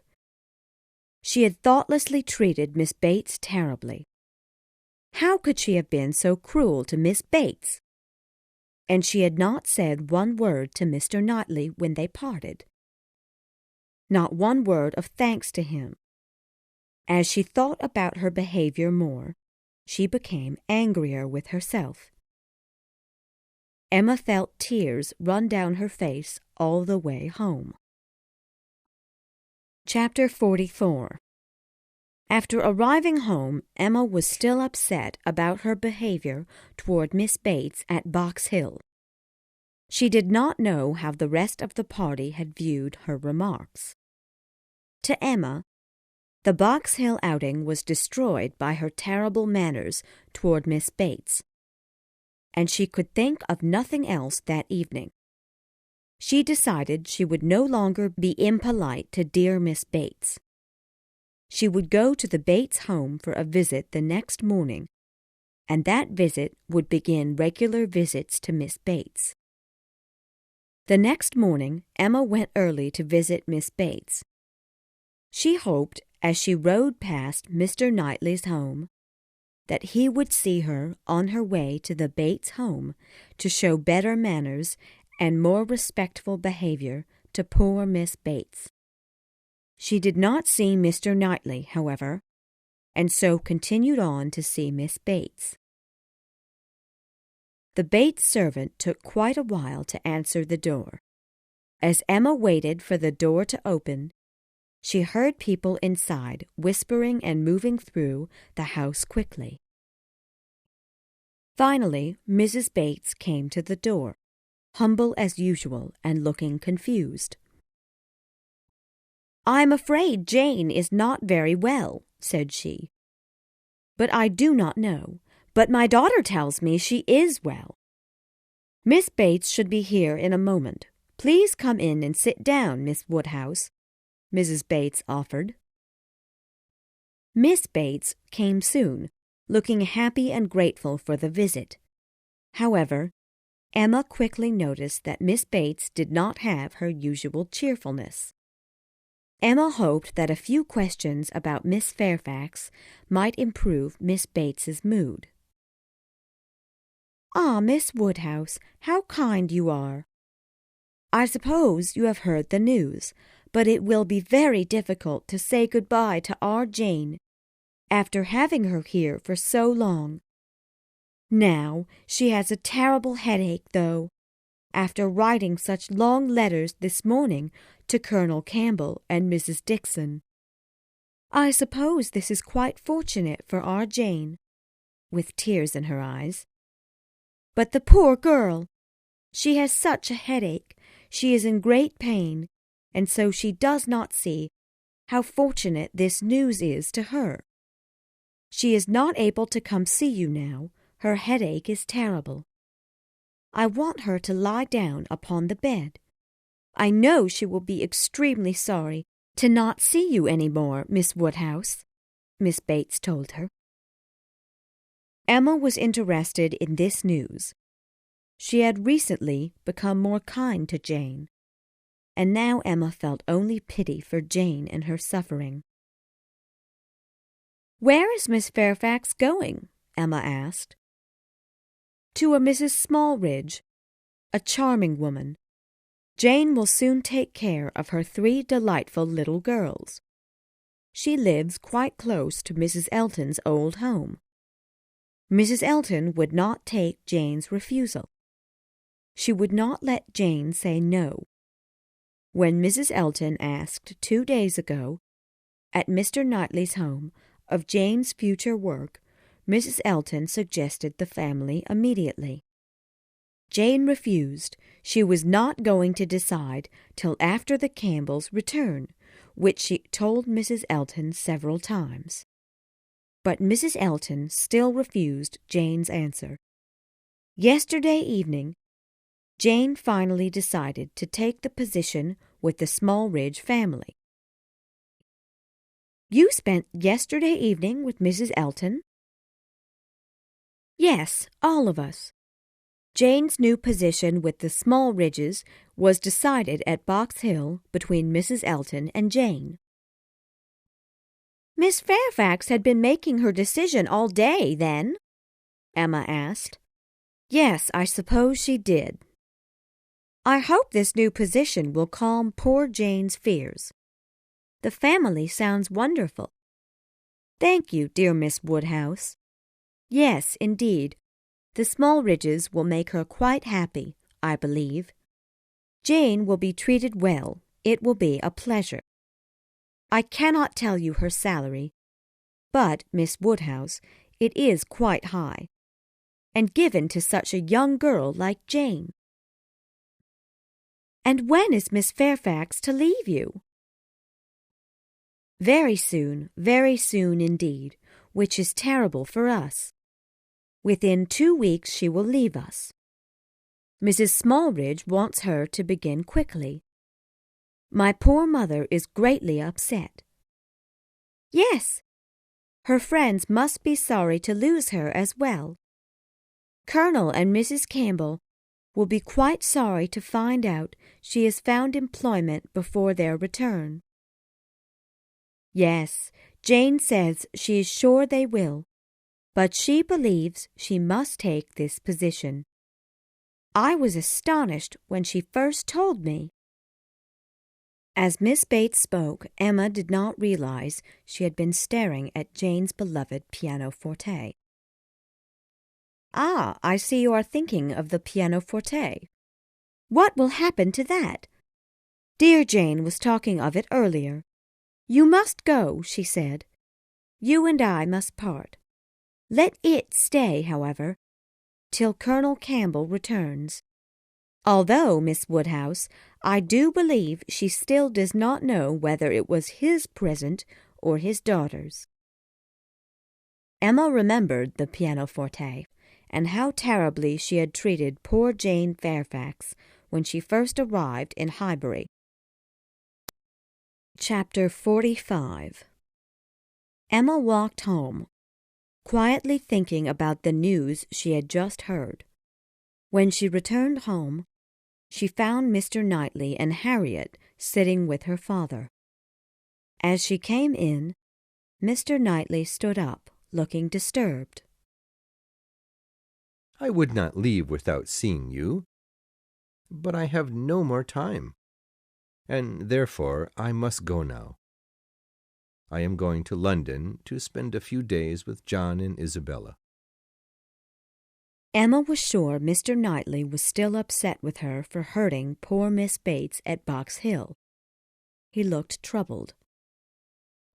Mr. Woodhouse then began to speak. "Dear Emma went to Mrs. and Miss Bates for a visit, Mr. Knightley. As I told you before, she is so caring." Mr. Knightley looked at her and smiled. She knew he was no longer angry with her. He left them immediately, although he left more suddenly than usual that morning. Emma knew her father would be worried about Mr. Knightley's visit to London, and wanted to keep his mind from worrying about Mr. Knightley. So she told him about Jane Fairfax's new position. "I am very glad indeed, my dear, to hear she will be with such a wonderful family. I hope they will take care of poor Jane Fairfax's health. Jane will be to this new family what Miss Taylor was to us." The following day, however, brought news from the Churchills. All other matters were forgotten. Mrs. Churchill had died. Although Frank Churchill had no reason to return quickly to Highbury, he arrived within a few days of her death. Everyone felt sadness for Mrs. Churchill. After being disliked by all for 25 years, she was now spoken quite well of by the people of Highbury. "Poor Mrs. Churchill! She had suffered a great deal. What would Mr. Churchill do without her? He would never get over it," Mr. Weston remarked. Emma wondered how this event would affect Frank Churchill, and then realized that he would benefit greatly. She knew now that a relationship with Harriet Smith would no longer be a problem. He was free. Mr. Churchill, independent of his wife, was not feared. His nephew could convince him to do almost anything. Emma just hoped that Frank would soon be interested in young Harriet. Harriet behaved extremely well on the occasion. News came that Frank Churchill and his uncle were making funeral arrangements and were going to visit friends after. For now, there could be no plans made for Harriet and Frank Churchill. Emma had to wait. At present, Emma knew she had to show attention to Jane Fairfax, who would soon be leaving Highbury. Emma and Jane had never been friends, and Emma now felt guilty for her coldness towards Jane, and for envying Jane's many talents. Emma now wanted to help Jane, and be a good friend. Emma decided to invite her to spend a day at Hartfield. However, the invitation was refused. Miss Fairfax was not well enough to go for a visit. She had terrible headaches and a high fever. Her health was terrible, and she might not go to Mrs. Smallridge's within 2 weeks' time. Emma went to the Bates home the next morning anyway. Miss Bates was grateful that Emma showed such concern for poor Jane, but the girl still refused to leave the house. Afterwards, Emma heard that Jane Fairfax had gone on a long walk quite far from Highbury. She realized then that Jane would not forgive her for her coldness in the past. Emma was sorry, very sorry. Chapter 46. One morning, about 10 days after Mrs. Churchill's death, Mr. Weston arrived at the Woodhouse home, looking worried. He asked that Emma immediately go with him to meet Mrs. Weston. The two quickly left and walked to see Mrs. Weston. "Now," said Emma as they went, "please tell me what has happened." "No, no," he replied quickly. "Don't ask me. I promised my wife I would not tell you. She will tell you. Do not be impatient, Emma." Emma realized Mr. Weston was determined not to tell her anything. She walked on in silence. "Who is that gentleman on horseback?" she asked as they walked. "I do not know. Not Frank. It is not Frank. I assure you. You will not see him. He has returned home already." "Your son has come to Highbury today, then?" "Oh, yes. Did you not know? Well, never mind." For a moment he was silent, and then added, "Yes, Frank came over this morning just to ask us how we were." They soon arrived. Mrs. Weston looked ill. Emma eagerly asked, "What is it, my dear friend? Please tell me what has happened." "You still do not know?" asked Mrs. Weston worriedly. "My dear Emma, cannot you guess?" "I know this relates to Mr. Frank Churchill, but that is all I know." "You are right. He came to speak to his father about a woman this morning." Mrs. Weston paused. Emma thought first of herself and then of Harriet. "He is engaged, Emma. Frank Churchill and Miss Fairfax are engaged, and have long been engaged." Emma jumped with surprise and exclaimed, "Jane Fairfax! You are not serious?" "It is so.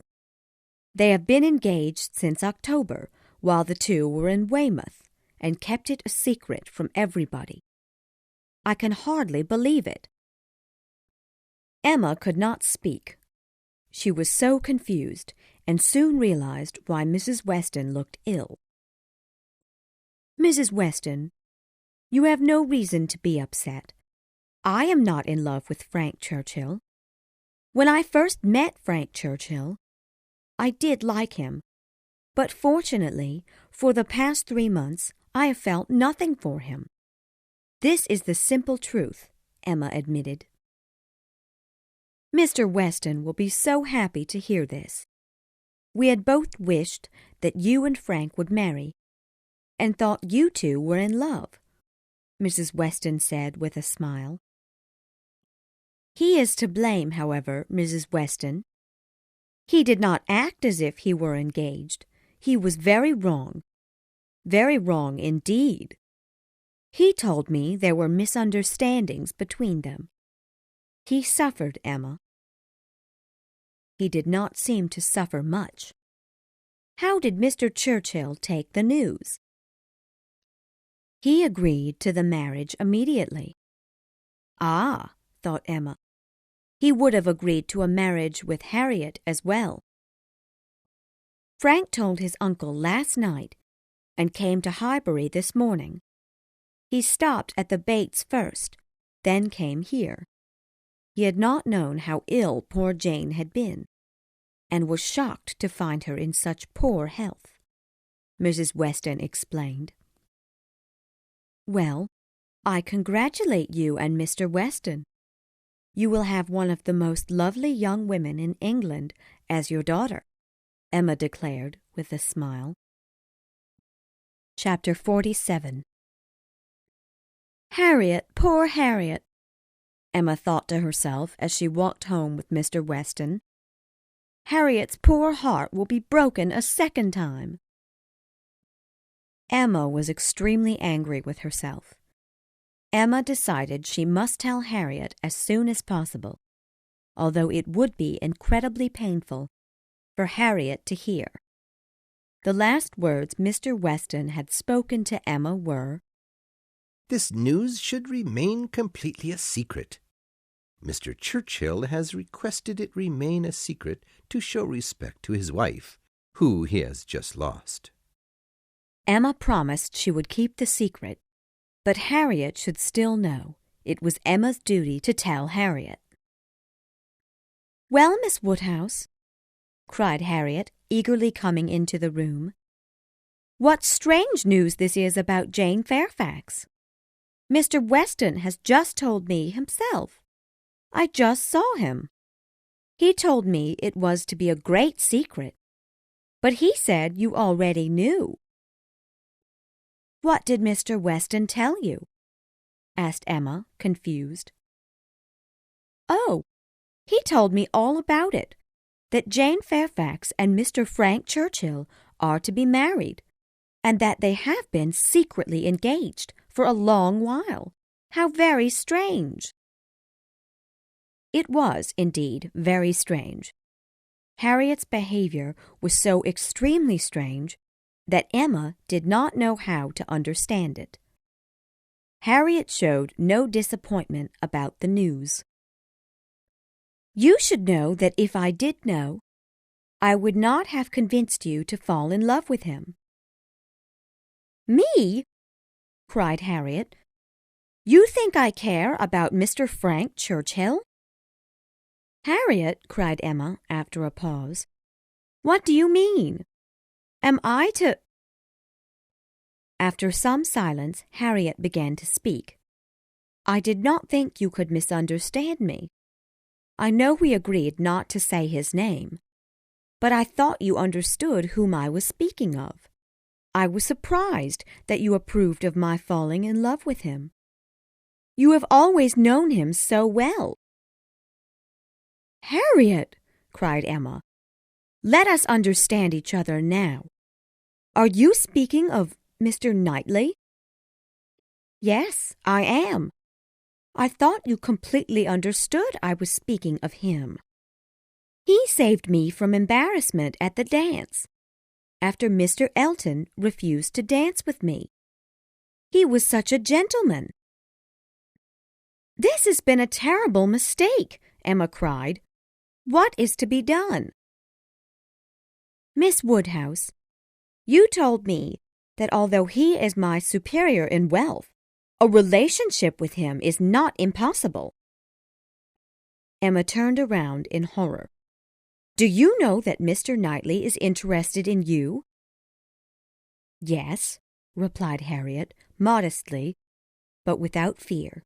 "I must say that I do." Emma could not look at Harriet. She sat in silence for a few moments. Why was it so much worse that Harriet should be in love with Mr. Knightley than with Frank Churchill? Emma soon realized that Mr. Knightley must marry no one but herself. After a short time, Harriet began to explain. Harriet knew there was a difference in Mr. Knightley's behavior between the first Highbury dance at the Coles and the second dance, where he saved her from complete embarrassment. Emma knew that he thought much better of Harriet at the second dance. Since the last dance, Harriet had noticed that Mr. Knightley spoke to her more often, with a kind and sweet manner. When they had all been walking together, he had so often come and walked by her, and talked so very delightfully. He seemed to want to talk to her. Emma knew this was true. She had noticed this change in Mr. Knightley's behavior as well. He praised her for being simple, honest, and generous. Emma had, as well, heard him say such things about Harriet. There were two particular events that Harriet thought to be signs of Mr. Knightley's interest in her. The first was his walking with her alone, while at his home one afternoon, the day before the Box Hill adventure. The way he talked to her was quite different than he had in the past. He was very interested in finding out who she was interested in, as if to tell her he was interested in her. The second event Harriet spoke of with excitement was his having sat with her for half an hour before Emma came back from the Bates home before he left for London. When he first arrived, however, he said he could only stay 5 minutes. During their conversation, he told Harriet he was upset he had to leave for London. He much preferred to stay in Highbury. When Harriet finished, she turned to Miss Woodhouse eagerly to ask for her opinion on the matter. "You told me to let his behavior guide my emotions. So I have. Now I feel that he is interested in me, and that if he does choose me, it will be wonderful," Harriet exclaimed. Soon after, Harriet returned home. Emma was upset and confused the rest of the day. Emma could not understand how she had betrayed herself. She sat still, she walked, she went outside, she went to her room, but nothing could satisfy her mind and her heart. She had been so foolish. She thought she knew the secret of everyone's feelings, but she realized she knew nothing, not even her own feelings. She had brought heartache to Harriet, and to herself. If Harriet and Mr. Knightley were to marry, Emma knew she was the cause. If Emma had not befriended Harriet, she and Mr. Knightley would never have met. Mr. Knightley and Harriet Smith, quite an unusual pair. The announcement of Frank Churchill and Jane Fairfax was no surprise compared with Mr. Knightley and Harriet Smith. He was so superior to Harriet in wealth, in character, in everything. Could it be? No, it was impossible. And yet it was far, very far from impossible. Oh, why did she convince Harriet not to marry Mr. Martin? Had she told Harriet she should marry Mr. Martin, who would have made her happy and respectable in that class of society, all would be fine. None of this terrible story would have happened. Chapter 48. Emma had not realized how important Mr. Knightley was in her life. Emma knew that she had, for many years, been the most important female to Mr. Knightley, although she did not deserve it. She would fight with him and often treated him very badly. Nonetheless, he loved her and watched over her from when she was young. Although she had many faults, she knew she was important to him, very important. Harriet Smith could not think that Mr. Knightley loved only her. She could not, but there was a chance that he could fall in love with Harriet. If Emma could be sure that Mr. Knightley would never marry, she would be satisfied. Until his return, Emma decided she would not see Harriet. Therefore, she kindly wrote to Harriet to ask that she not come visit Emma to avoid discussion of Mr. Knightley. Harriet approved and was grateful. Soon after she sent the letter to Harriet, Emma had a visitor, Mrs. Weston, who had just visited Jane Fairfax. The Westons at first felt uneasy about the visit, but Jane's anxiety was quite obvious. She could hardly speak. When Mrs. Weston suggested a walk, Jane politely declined, but Mrs. Weston again suggested a walk, and Jane finally agreed. Mrs. Weston encouraged Jane to speak during their walk, and soon Jane overcame her embarrassment. She was grateful to Mr. and Mrs. Weston for their patient kindness. Dear Jane Fairfax suffered during the secret engagement for so many months, Mrs. Weston explained to Emma. She told me she had not had a calm moment since the engagement. I am afraid, returned Emma, that I must have often made her suffer. Oh, Mrs. Weston, I caused her such pain. Oh, my love, she understands that you did not know. She spoke of you and your kindness towards her when she was ill. She wants me to thank you for all your care. Mrs. Weston's news about Miss Fairfax only upset Emma. She felt guilty for her previous behavior towards Jane Fairfax. Seeing Emma and Frank Churchill together so often must have hurt poor Jane Fairfax greatly. Emma realized that she could not have befriended Jane Fairfax. They never could have been all three together, without causing Jane terrible pain, and on Box Hill poor Jane must have been in misery.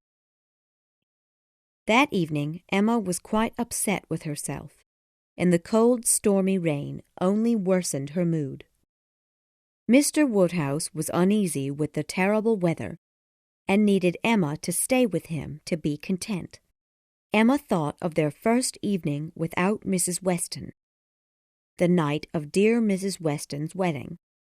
Emma and her father had tea together, but then Mr. Knightley walked in. This memory disturbed Emma. She knew that if Harriet and Mr. Knightley were to marry, he would no longer come for such visits. Emma would soon have no one to come for visitors. Mrs. Weston would soon have a child, which would keep her busy. Frank Churchill would certainly not come to visit. He and Miss Fairfax would move away after the wedding. Mr. Knightley would no longer come to visit in the evening. Chapter 49. The next morning she saw Mr. Knightley pass by the window and come towards her. She had not known he had returned from London, but she had just now been thinking of him. In half a minute they were together, and greeted each other nervously. Mr. Knightley told her he had come to go on a walk with her. She thought he looked upset. Emma feared that he had told his brother of his plans for Harriet, and was upset with the response. They walked together. He was silent. She thought he was often looking at her. Perhaps he wanted to speak to her about Harriet. With a forced smile, she began to speak. "There has been some news in Highbury that will surprise you." If you mean Miss Fairfax and Frank Churchill, I have heard that already. For a moment the two said nothing. He then placed her hand in his and spoke. Time will heal your broken heart, my dearest Emma. He will soon be gone. Emma understood him and replied, "You are very kind, but you are mistaken. I am only upset that I did not know of the secret earlier." Emma, cried he, looking at her eagerly, you are sure that you are not upset with the news? You were not in love with him? "Mr. Knightley," said Emma, confused, "I must tell you that I was never in love with him. I never have been." "I know they will be happy together," said Emma. He is a fortunate man, returned Mr. Knightley. "You speak as if you are jealous of him." I am jealous, Emma. Emma could say no more. She knew he would soon begin to speak of Harriet. She was about to speak of another subject when Mr. Knightley began. You do not ask me why I am jealous of Mr. Churchill. Are you not curious? Emma, I must tell you why. But perhaps you will not want to hear it. "Oh, then don't speak it, she eagerly cried. "Take a little time." Thank you, said he sadly, and was silent.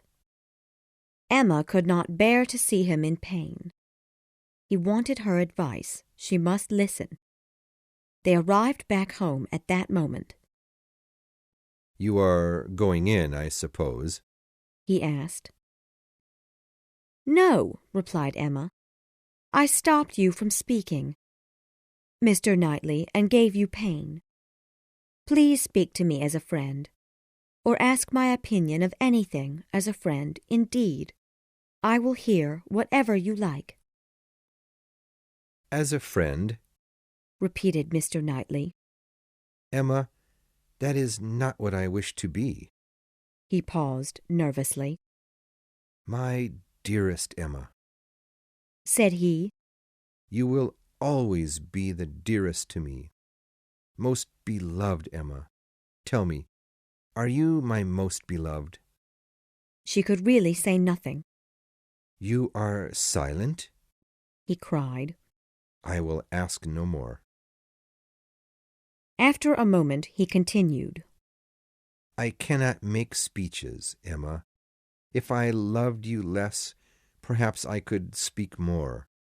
You hear the truth from me. I have blamed you and lectured you, and you have listened. You understand me. You know my feelings, and will love me too if you can. At present, I ask only to hear your voice. While he spoke, Emma was thinking of Harriet. She meant nothing to Mr. Knightley. Emma herself was everything to him. She then felt for Harriet with pain and guilt. She then spoke to Mr. Knightley. What did she say? A lady only speaks enough, so he will say more himself. He had worried, but now was at ease. He soon admitted that he had come to find out about her feelings towards Frank Churchill's engagement. He had not come to admit his love for her, but he was delighted to know that she felt nothing for Mr. Churchill, and so he told her his secret feelings. When he had arrived, his mind had been anxious, but after half an hour he was in perfect happiness. Her feelings had changed as well. In this half hour, each had the certainty of being loved and trusted. He had been jealous of Frank Churchill since his first arrival, so many months ago. He had been in love with Emma. At the Box Hill party, he had decided to go to London. He could not bear to see Frank Churchill and his beloved Emma together. He left to forget about his love. However, Isabella was too much like Emma, and he could not forget. He only loved her more. That morning he received the news of Frank Churchill's engagement to Jane Fairfax. Then, with gladness, he returned to see her.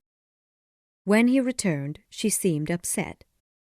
Frank Churchill was evil, he thought. But then Mr. Knightley heard her declare that she had never loved him. She was now his own Emma. Chapter 50.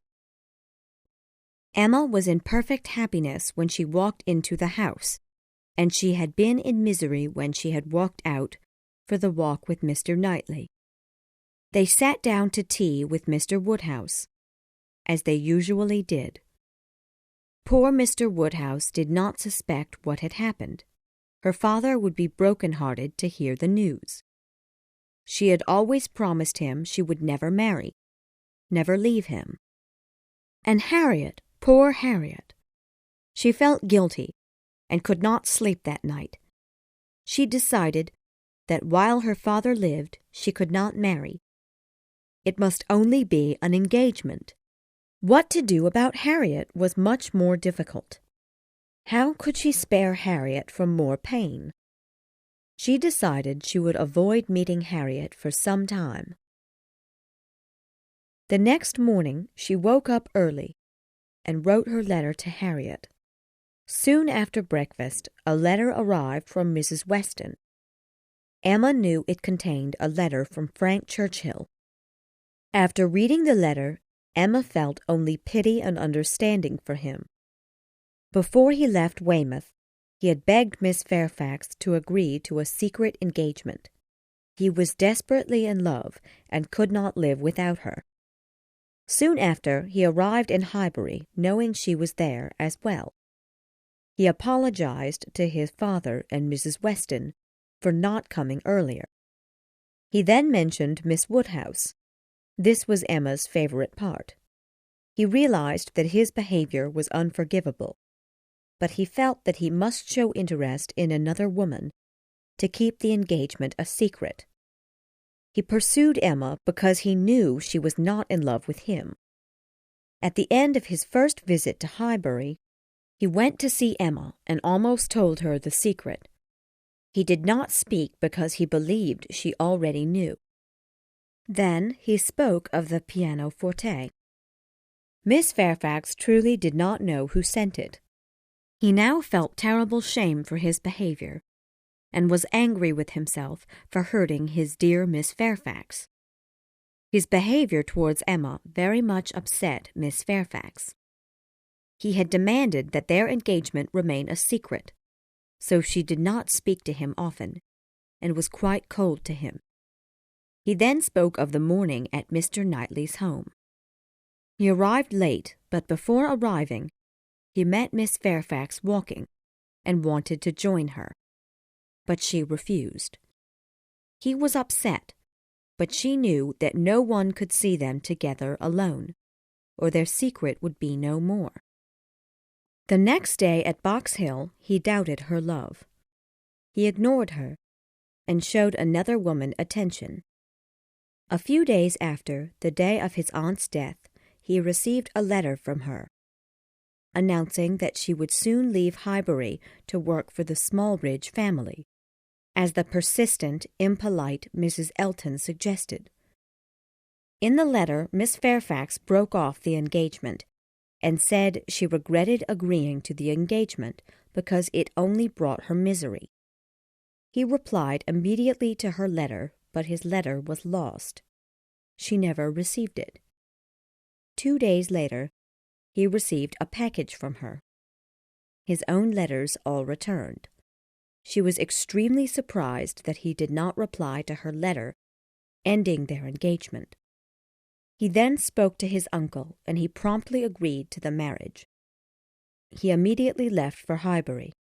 He saw how ill she was, and felt terribly guilty. He persuaded her to forgive him and continue the engagement, but not in secret. They are again engaged, dearer than ever.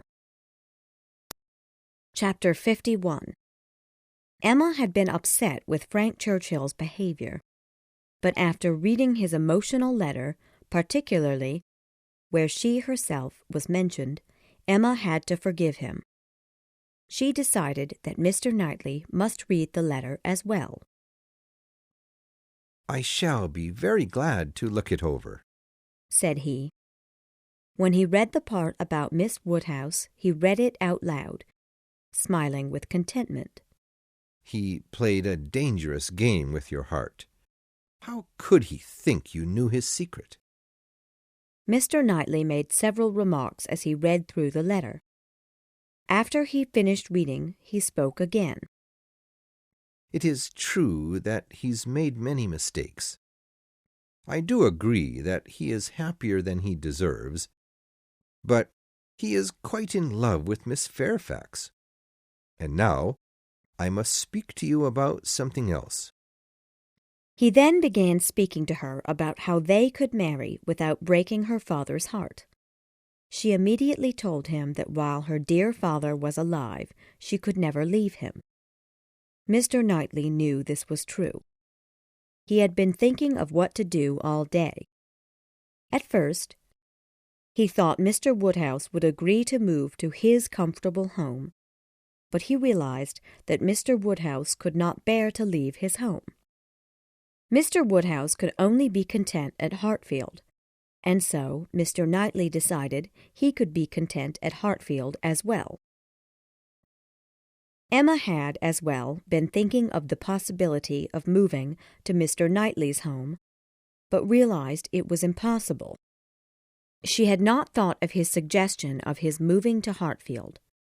She felt that, in leaving his home, he was giving up a great deal, and that with no home of his own, Mr. Woodhouse, with his odd behavior, would greatly upset Mr. Knightley. However, he told her that he had already decided. He had thought about it with calm consideration.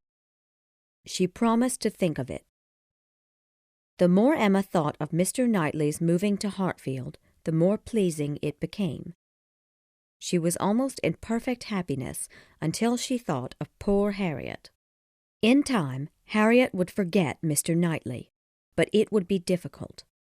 Mr. Knightley, always a caring gentleman, would be difficult to forget. Chapter 52. Emma was relieved to find that Harriet, as well, wanted to avoid meeting. In her letter, Harriet did not seem upset with Emma. She was polite and civil, although Emma suspected Harriet somewhat resented her. Harriet had been having tooth problems and had wished to see a dentist. Emma thought Harriet should go for a visit to London to see a dentist and stay with the Knightleys. Isabella was delighted. Harriet was to go for at least 2 weeks. Now Emma could, indeed, enjoy Mr. Knightley's visits in true happiness. She soon decided that she should visit Miss Fairfax. She wished to speak to her. Emma went and was invited in immediately. Jane eagerly greeted her. Emma had never seen her look so well and so beautiful. Emma was pleased. She soon noticed Mrs. Elton sitting with Mrs. Bates. Mrs. Elton came forward to greet Emma, and was quite friendly. Emma soon understood Mrs. Elton's reason for such friendly behavior. Mrs. Elton believed only she knew Miss Fairfax's secret news.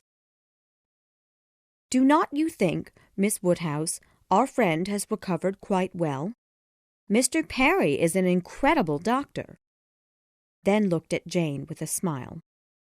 Mrs. Elton made such comments often throughout Emma's visit, often looking at Jane with a secret look of meaning. "I haven't seen you, Miss Woodhouse, since Box Hill." Some members of our group seemed quite upset during the visit. However, we shall all go again very soon. We shall go with the same group as before. Emma felt that she should return home immediately. Mr. Knightley was probably there waiting for her. She was pleased to find Miss Fairfax walk with her out of the room. As they left the room, Emma spoke. "I wanted to speak to you about something, but there were many people in the room, so I did not want to discuss it then." "Oh," cried Jane, "they know about the engagement. Miss Woodhouse, I apologize for my cold behavior. You are very kind." "Say no more. I feel I should apologize to you. Let us forgive each other." Chapter 53. Mrs. Weston's friends were happy to know she was in good health, and would soon have a little girl. She had wished for a Miss Weston. "She will indulge her even more than she did you," Mr. Knightley told Emma. "Poor child," cried Emma. "What will become of her?" "Nothing very bad. She will be disagreeable as a child, and will later become a loving, intelligent woman.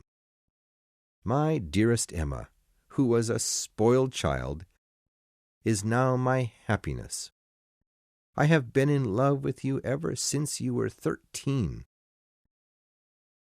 "I am sure you did me good." "Mr. Knightley? You always called me Mr. Knightley, so formal. I want you to call me something else, but I do not know what." "I remember once calling you George, but you did not get angry, so I never did it again." "Cannot you call me George now?" "Impossible. I can never call you anything but Mr. Knightley." I will call you by your first name once. Can you guess where? In the building where N takes M, for better and for worse. Emma worried about how to tell her father about the engagement. She decided she must announce it soon, and would speak with joyful words. Her father would agree, and she and Mr. Knightley would be married, and Mr. Knightley would soon move to Hartfield, a man Mr. Woodhouse loved dearly. Poor man! At first, Mr. Woodhouse was shocked and tried to persuade her not to marry.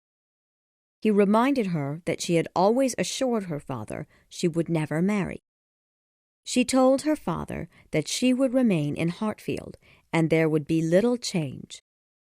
Mr. Woodhouse was never fond of change, however. After some time, Mr. Woodhouse agreed to the marriage, although he worried about how their lives would change. Chapter 54. A few days later, Mr. Knightley arrived at Hartfield, looking quite upset. I have something to tell you, Emma, some news. Good or bad? She asked quickly. I am afraid, dear Emma, you will not like to hear it. He paused. Harriet Smith marries Robert Martin. Emma was shocked. No, this is impossible. It is so indeed, continued Mr. Knightley. I heard it from Robert Martin himself. Emma could not speak. You do not like it, but in time perhaps your opinion will change. We will not speak of this subject. You mistake me. You quite mistake me, she replied. I am not unhappy, but I cannot believe it. I cannot believe he proposed marriage to her again. And she accepted, then paused. Well, she exclaimed, tell me everything. It is a very simple story. He went to London for business 3 days ago, and I had him send some papers to my brother. He delivered the papers and was asked to have dinner with the family. While at the Knightleys, he spoke to Harriet. She accepted his proposal, and he has never been happier. He stopped. Her silence disturbed him. Emma, my love, he has made your friend Harriet quite happy. Perhaps you will think better of him with time. She could not speak, or he would know how delighted she felt after hearing the news. After a short silence, she spoke. I have been silent from surprise. This has happened so suddenly. Are you quite sure she accepted his offer? Did not you misunderstand him? You were both talking of other things, of business and his trip. Perhaps you did not understand his meaning. Do you think I do not know what a man is talking of? I am quite sure that he told me she had accepted him. I am perfectly satisfied, Emma replied, and wish them happiness. Your opinion has changed since we last discussed this subject. I hope so. I was a fool then. And I am changed also. I now believe Harriet to be a thoughtful, kind young woman, and think Mr. Martin will be quite happy. Their conversation soon ended, and she was alone. She wanted to be alone. Her mind was dancing and singing. She laughed and could not be happier after hearing the news. She had to laugh after Harriet's poor luck with other men. Such a heart, such a Harriet. Now Emma would be excited for her return. Everything would be pleasure in her returning. It would be a great pleasure to know Robert Martin. That evening, she and her father went to the Westons for a visit. Mrs. Weston had been surprised by Emma's news, but thought Mr. Knightley would make a perfect husband for her dearest Emma. Frank Churchill and Jane Fairfax were to join them as well. Emma was extremely glad to see Frank Churchill, although the two were a bit embarrassed to see each other. Soon enough, Frank Churchill turned to Emma to speak. "I have to thank you, Miss Woodhouse, for a very kind, forgiving message in one of Mrs. Weston's letters. I hope you have still forgiven me." "Of course," cried Emma. "I am glad to see you and congratulate you." He thanked her and continued to speak. "Is not she looking well?" said he, turning his head towards Jane. "Better than before." Soon he spoke of the Campbells and the Dixons. Emma was embarrassed when she heard that name. "I feel so ashamed." "The shame," he answered, "is all mine. You had no suspicion of a secret relationship between Jane and Mr. Dixon?" "Never did I have a suspicion." "That is wonderful to hear. Now, I know it would have been better to have told you the secret." "It is not worth a regret," said Emma. "I have hoped that my uncle will visit Highbury soon.